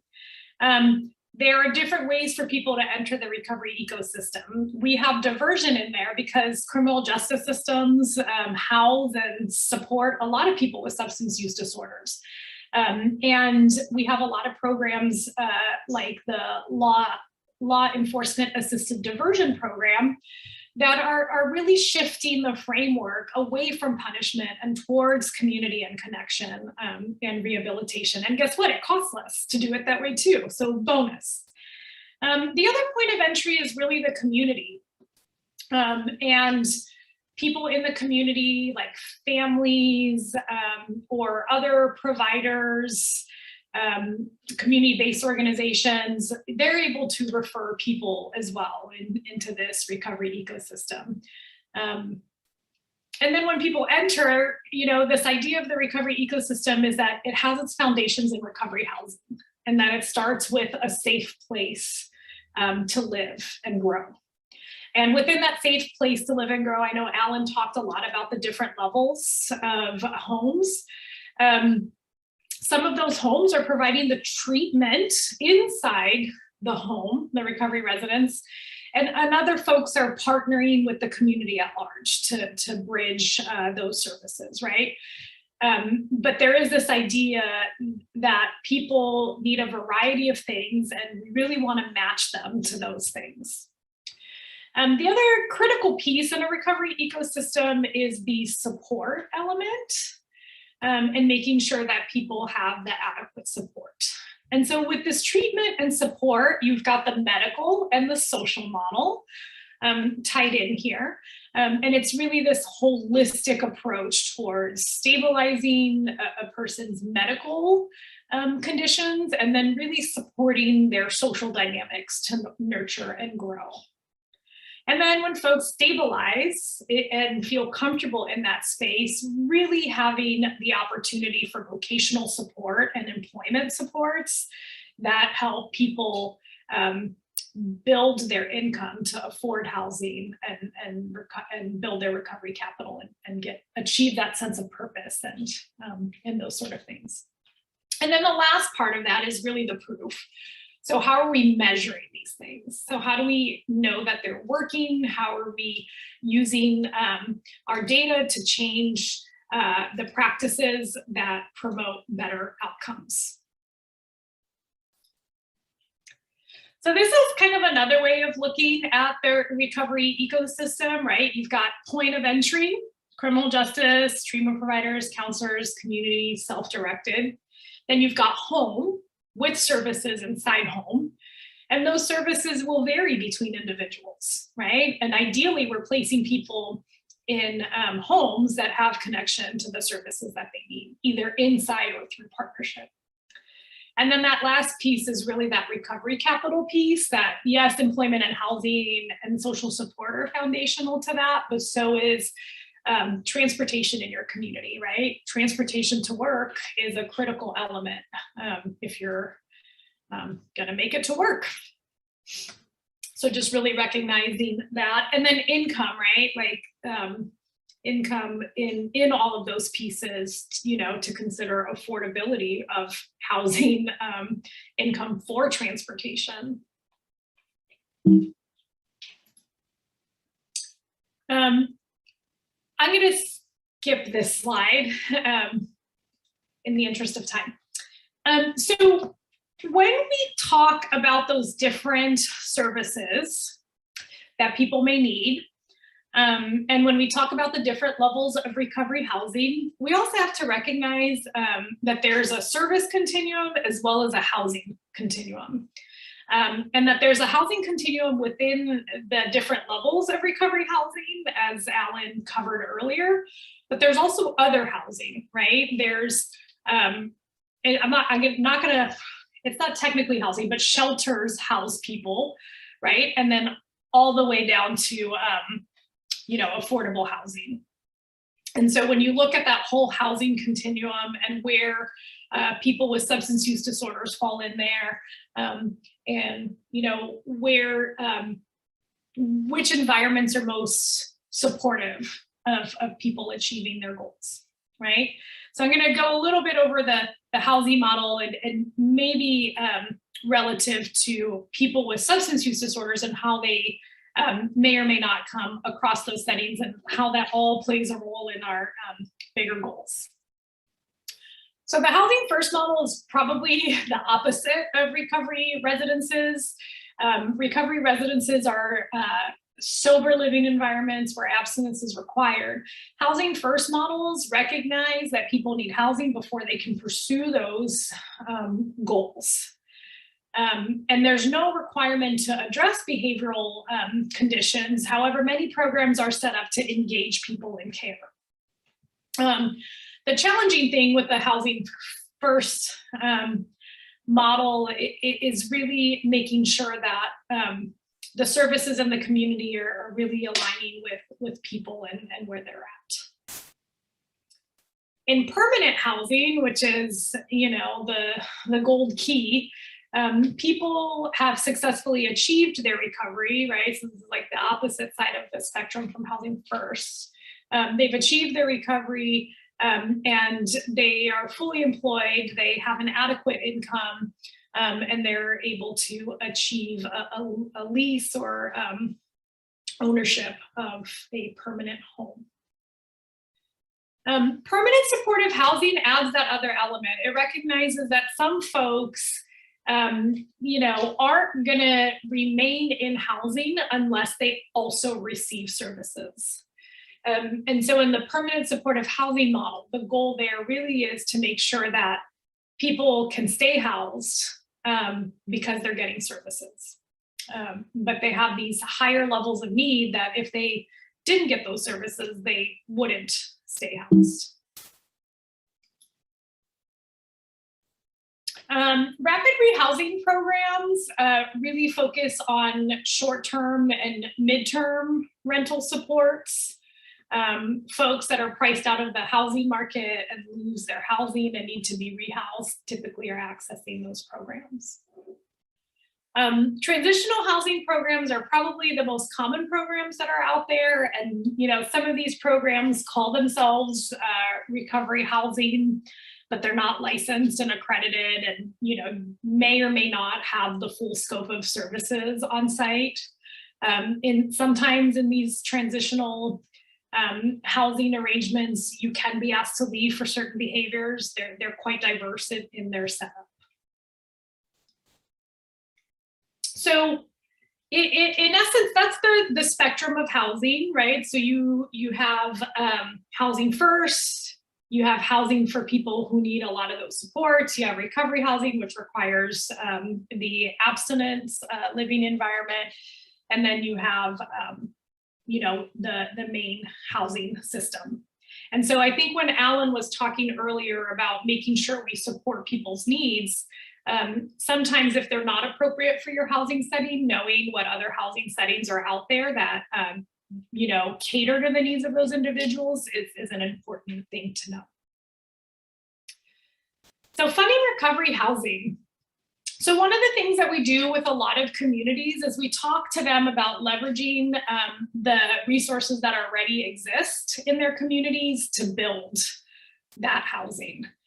So a lot of the work that we do looks at what are the funds that are available at state, federal levels, local governments. In Washington, we have a healthy housing voucher program that allows people access to those settings. When we talk about housing, and this is a whole separate training of its own, and why we provide this technical support is, there's 3 different ways to look at funding housing. The first is the actual structure. So if you don't have a structure, you need to build a structure. So how do you fund that? If you have a structure, how do you keep it sustainable? And really then that's looking at what are the subsidies, typically known as housing vouchers, or operations funds that helps these homes hire the personnel that they need to deliver the care.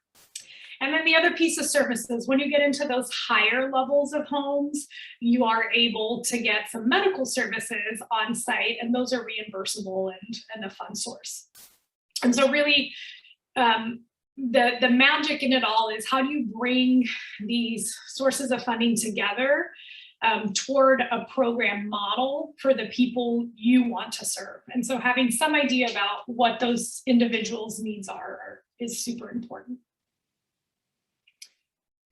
So this is why we talk about aligning medical and social interventions. You may, for example, be an Oxford home, but work with a community provider who is providing services to people that are living in your home. Or you might be a level 2 home and you're doing the life skills component, but you partner with the behavioral health agency down the street to do your medication assisted treatment or your counseling. But really this idea is that these 2 systems of housing and health are coming together to deliver a unique set of services that are created based on an individual's preferences and needs. And at that, different people have different needs, and that's the piece around planning, and what makes our work challenging sometimes is really accessing the different supports that are available for those different needs. And so this slide here is really just an illustration of, well, when somebody is struggling socially because they don't have work or housing, well, what's the solution? Provide them the supportive services to help them get that, right? If somebody is having some challenges with behaviors around relapse and loss of control, some examples of supports that are available are, case management, harm reduction approaches, or contingency management approaches. When folks are having challenges with tolerance or withdrawal or chemical differences, we use medications, and medication-assisted treatment is an example of a medical intervention for people with withdrawal. And then lastly, that piece around the psychological needs of people, and when they're having cravings or challenges with mental health, such as depression or anxiety, and that's affecting their substance use, then you could explore behavioral interventions, counseling, and medications as ways to support folks.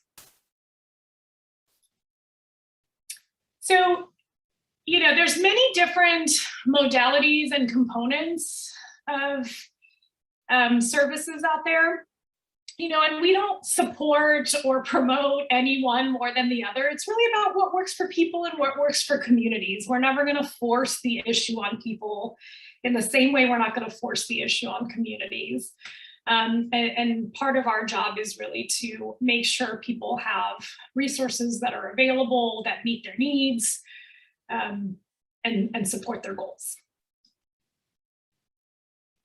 And again, here's just another long list of recovery and treatment components and the various things that we want to blend together as we help people create plans that are useful for their goals.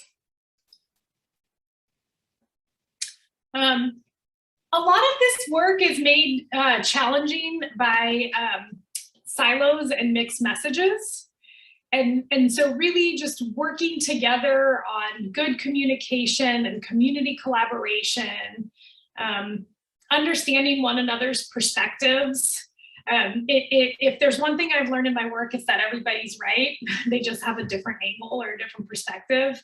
And the solution often lies in those angles and perspectives coming together in alignment. There are some challenges that are unique to rural areas. And one of the reasons why we were established to create a focus on rural areas is just this idea of fewer resources and greater stigma. In urban areas, the way's been paved in some cases. And there's you can find many different perspectives. In rural areas, it can be challenging to find those diverse perspectives. And then when we're doing this work, we want to consider people's vulnerability, trauma, trust, geography, as we engage with different communities and respect their choices. So in essence, a lot of our work is really about helping people collaborate and integrate silos as we think about that menu of services that people need to achieve their personal recovery goals. And at that, I will close us off for questions and answers before our break. So again, if anybody has any questions, we have about 2 minutes left before our break. If you would just go ahead and type them into the chat window there, and we'll do our best to get them answered for you.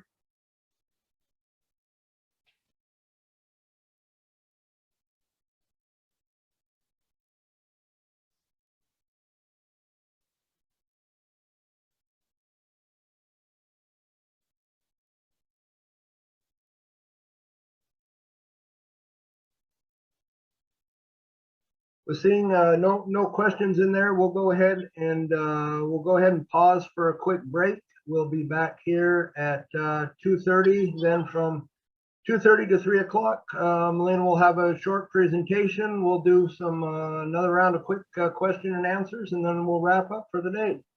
I appreciate all of you. We'll see you here in about 15 minutes.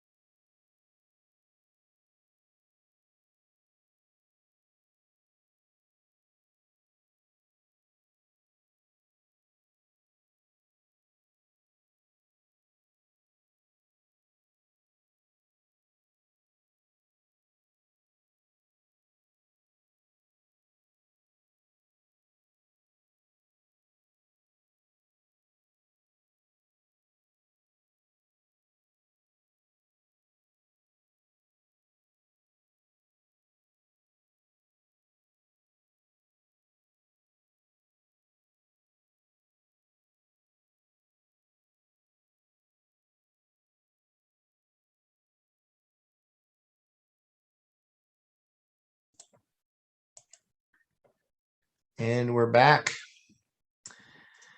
So I just wanted to check with you, Milena. Would you like to use the PowerPoint that we have already, or do you have anything on this one? I pulled it up. Okay, that was you. Great, perfect. Yep. All the better. I was about to pull it up, and it was magically happening in front of my eyes. And I thought, okay. You saw it magically like click 302, I'm sure. It was, yeah, that was wonderful. It was like my life flashing before my eyes. So, or my life today anyway. So great. Well, I will turn it back over.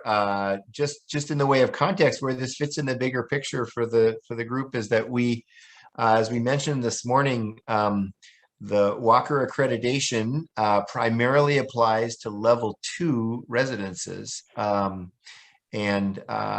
level 3 and level 4 residences in Washington are licensed by the Department of Health. And so we just want to sort of dive into that a little bit deeper and make sure everyone understands that. And for anyone who's interested in pursuing that that kind of next level licensure or knowing more about it, we thought we'd dedicate a little bit of time in that. And Milena is our resident expert in licensure and what it takes to be one of those facilities. So I will be quiet and turn it back over. All right, thanks, Alan. So I'm excited to talk about this topic, even though it's a dry topic. I do think it ties into a fund source that is available to folks if you decide to go the higher level route where you're going to deliver more of the clinical services. Licensing is the pathway to get there. I actually opened 2 residential treatment facilities in my tenure as a behavioral health agency administrator, and it can seem daunting. However, there's a lot of support and other, I guess, examples and documents that can be used to support recovery housing providers looking to this direction. So I'm going to try to simplify that a little bit for you today as we talk about licensing. So just kind of in summary, Alan's mentioned this before. Level 1 is Oxford. It's listed in the state registry. Walker has a significant role in level 2 homes. Level 3 are recovery houses in Washington state, and then level 4 are your, residential treatment facilities. And both level 3 and 4 are licensed by the Department of Health. I will say, one of the differentiators between a level 3 and level 4 recovery house versus a residential facility is that element that they have everything in common. The differentiator is that level 3 and level 4 facilities licensed by NARR are really based on this social recovery model and are more so staffed by peer recovery and support services and employment, and life skill services rather than the clinical model. They're just heavier staffed with clinical staff on site who can deliver and get reimbursed for those services. So this is what it looks like in Washington. The recovery house is licensed both as a facility and as a service. So it's licensed by DOH as a behavioral health agency, and that's where you talk about your services. And it's licensed by DOH as a residential treatment facility, and that's where they're looking at the structure and the space of the facility.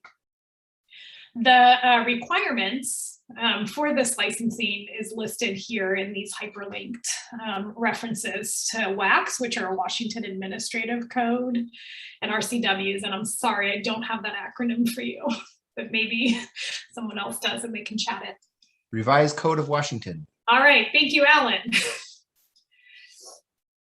So here's some of the requirements when it comes to behavioral health agencies. Behavioral health agencies have to have a governing body.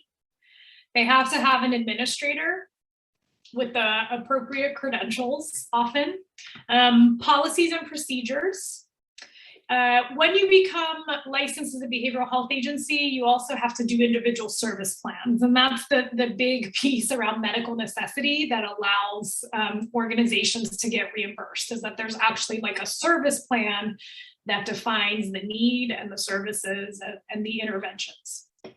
You have to have a record system You're required to do HR and background checks. Many of you may already be doing, many of these things actually.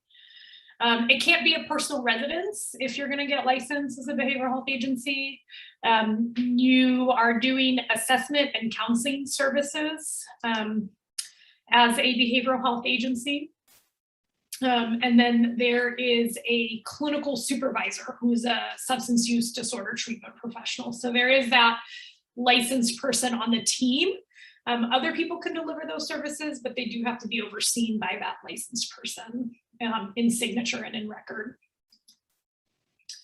In terms of the treatment services requirement, you have to provide 24-hour-a-day care and supervision. Many homes are already doing that if you have an on-site resident manager. You do have to use ASAM criteria, and ASAM criteria does have a requirement or does have a level around recovery health. So that's not challenging to do. And many folks do meet the requirements. It's more about learning the language and how to communicate the requirement. You have to maintain a list of resources, including self-help groups. And then the individual service plan has to be reviewed and initiated during the assessment or at the first session following the assessment. And so really that is, that's a requirement in the record that proves that they need that support. And again, many of you may already be doing and documenting these things. And so it's more about formalizing a process than it is developing a process. In SUD residential treatment, you do provide the following: services for substance use disorders, relapse prevention, information on bloodborne pathogens and TB. So really around like health risk around communicable disease. Emotional, physical support for emotional, physical, or sexual abuse. You have to address nicotine use as part of the plan or offer, right? And address the impact of substances on pregnancy if it is relevant. In a behavioral health agency, the program has to be a wraparound program. You're addressing in your program the social needs, and we talked a lot about this in the recovery ecosystem around the different needs that people have. You're really addressing all of those needs, like what are their social, vocational, recreational needs? How are they adjusting to the change? How are we supporting them through that change? What skills are we teaching them to manage all of those emotions and anxieties, right? And then when folks are feeling ready, what are we doing to help them train for work, access work, look for work? How are we connecting them to other services in the community as well? So none of those things differ. In this level of care, you're providing at least 5 hours of treatment in a week, right? So an hour a day, not a ton of structure, but enough structure, to support management.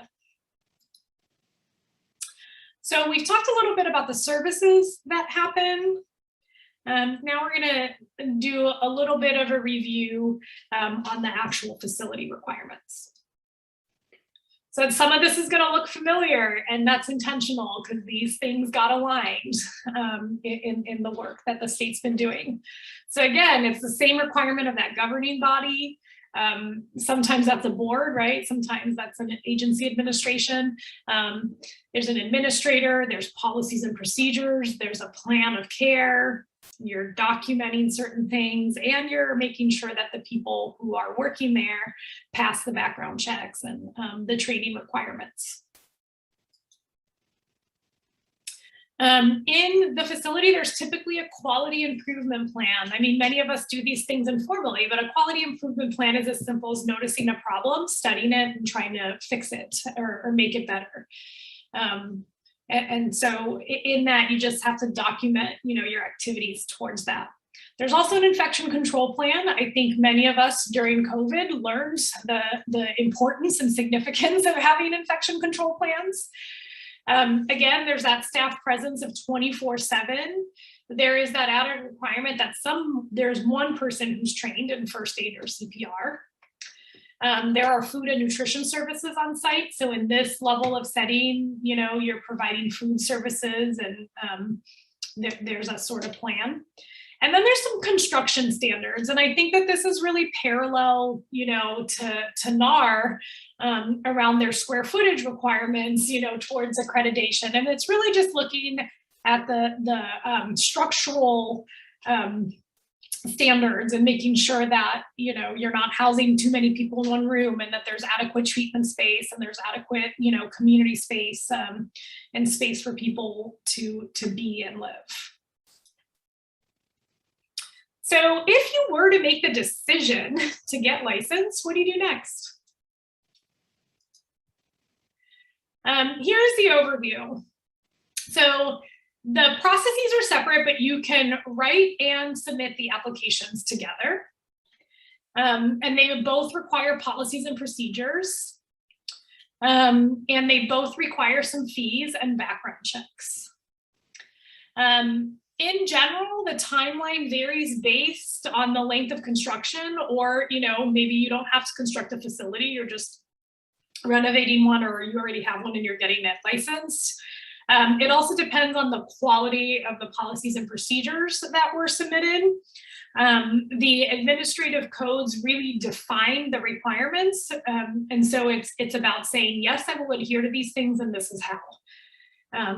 And you know, policies can sometimes come with procedures, and sometimes they lack procedures, but the procedures are important because they really reflect the way that you're delivering the program itself, and how you're meeting the requirements. So when you decide to pursue this application process, it can be done online. You can look at all of the information that's required. If you had questions or answers, there are people that are able to assist you in that. And this is this link here on the presentation will take you to the site that has the checklists and the requirements. Once you've submitted your application, somebody from the department comes in and they do a policy and procedure review. And if there's no problems, they approve them. If there are problems, they tell you what they are, you fix them, you send them back, and then they approve them.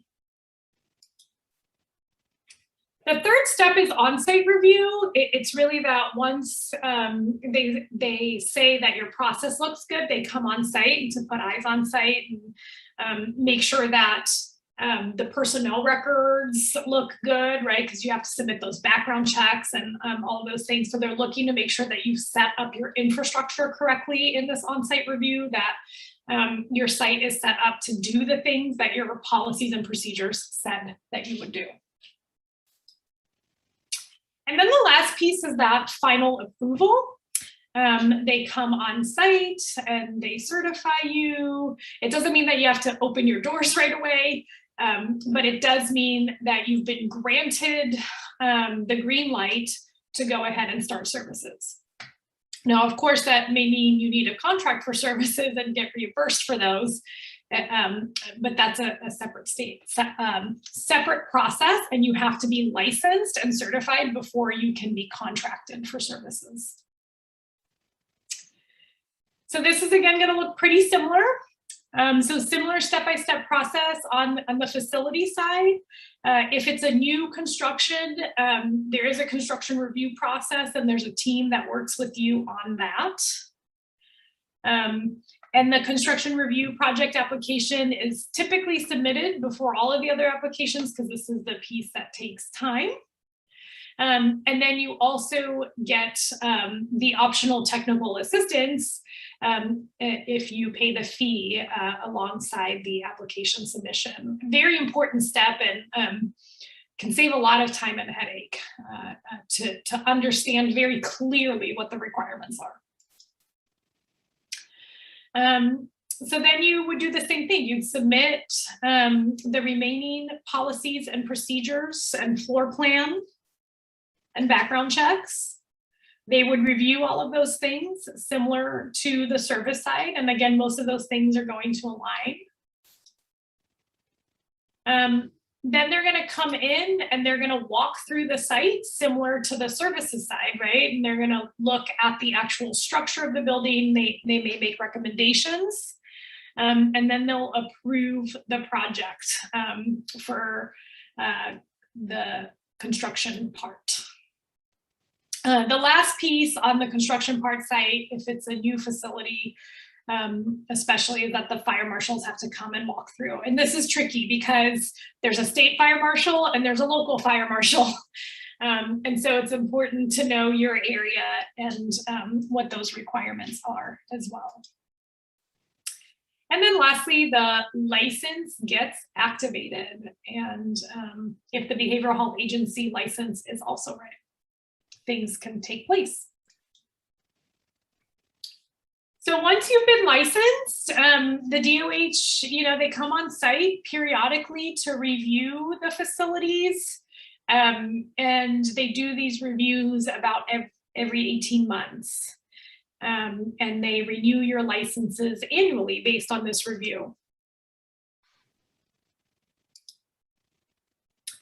And then lastly, if there are questions about licensing and certification, there are points of contact, including the DOH facilities manager and the Department of Health credentialing program. Both are available to assist with questions that you may have that are specific to your site if you cannot find the responses in the administrative codes. There is a way to sign up for Department of Health notifications, and I highly recommend that you do if you're interested. Familiarity with the trainings and information that they circulate into their lists is really important. In terms of how the Washington Alliance for Quality Recovery Residences can support you, we are all here. Our sole mission, myself at the Fletcher Group, as a member of Walker, as a colleague and coworker, collaborator, we are all here because we strongly believe in growing the quality and capacity of recovery housing. And so that means we are delighted to work with you and want to outreach to you and others as we build this much needed capacity in our state so that people can achieve recovery. Great. Milena, I'm going to throw up our contact info, which I had to update on the other presentation. So if you're up for unsharing, then I will share. Let's see how that goes. And Milena, thank you so much. As Milena said, that can be can feel a little bit,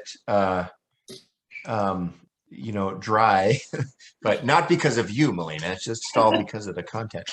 But as Milena said, these are pathways to funding and to do more of what we want to do. And so we always want to, in these presentations, we always want to reserve a little bit of space to talk about what sort of next steps might look like for someone who wants to sort of expand what they're doing. And so I want to reiterate, Jeff Spring was with us a little earlier, Milena, before you got on, talking about the new opportunity that's coming out from the Department of Commerce. It's really exciting.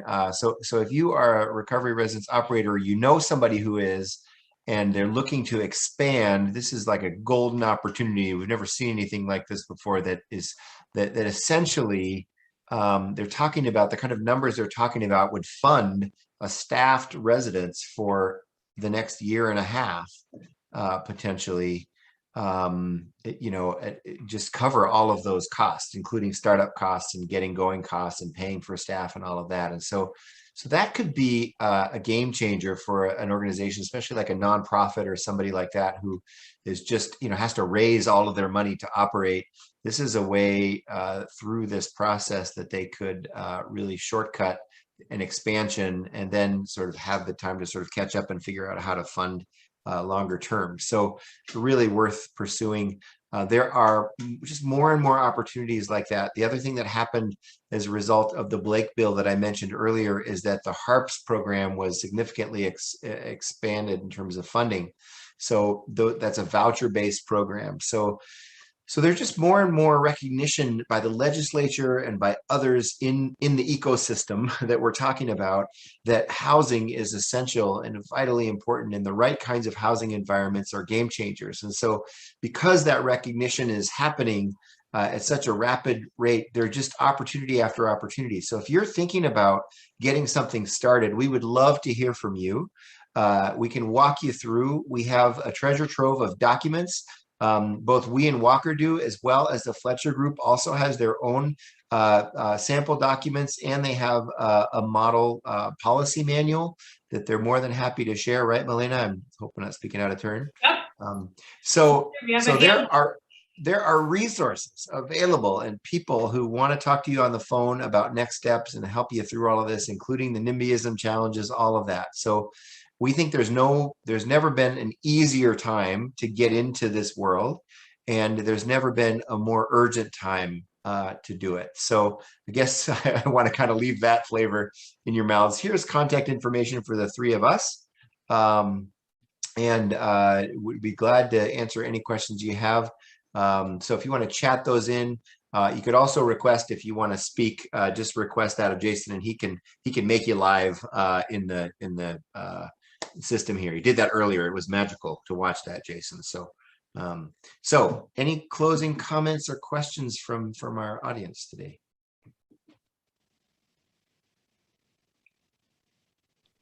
Again, I want to thank all of you for your time today. Melina, Alan, thanks for helping co-presenting. I want to thank all of you for your time and taking time out of your day to sit through us. I know it was a lot of information, a lot of stuff to digest, a lot of stuff to roll around, but as questions or stuff come up about any of the information that any of us presented, please don't hesitate to reach out, and one of us will definitely get back a hold of you. Absolutely. All right. With that, then, any other comments, Jason, from the crowd? Otherwise, we'll sign off here. Doesn't appear so. All right. Well, thanks again, everyone. We sure appreciate you being with us and look forward to connecting with you soon. Thank you. Thank you. Bye, all.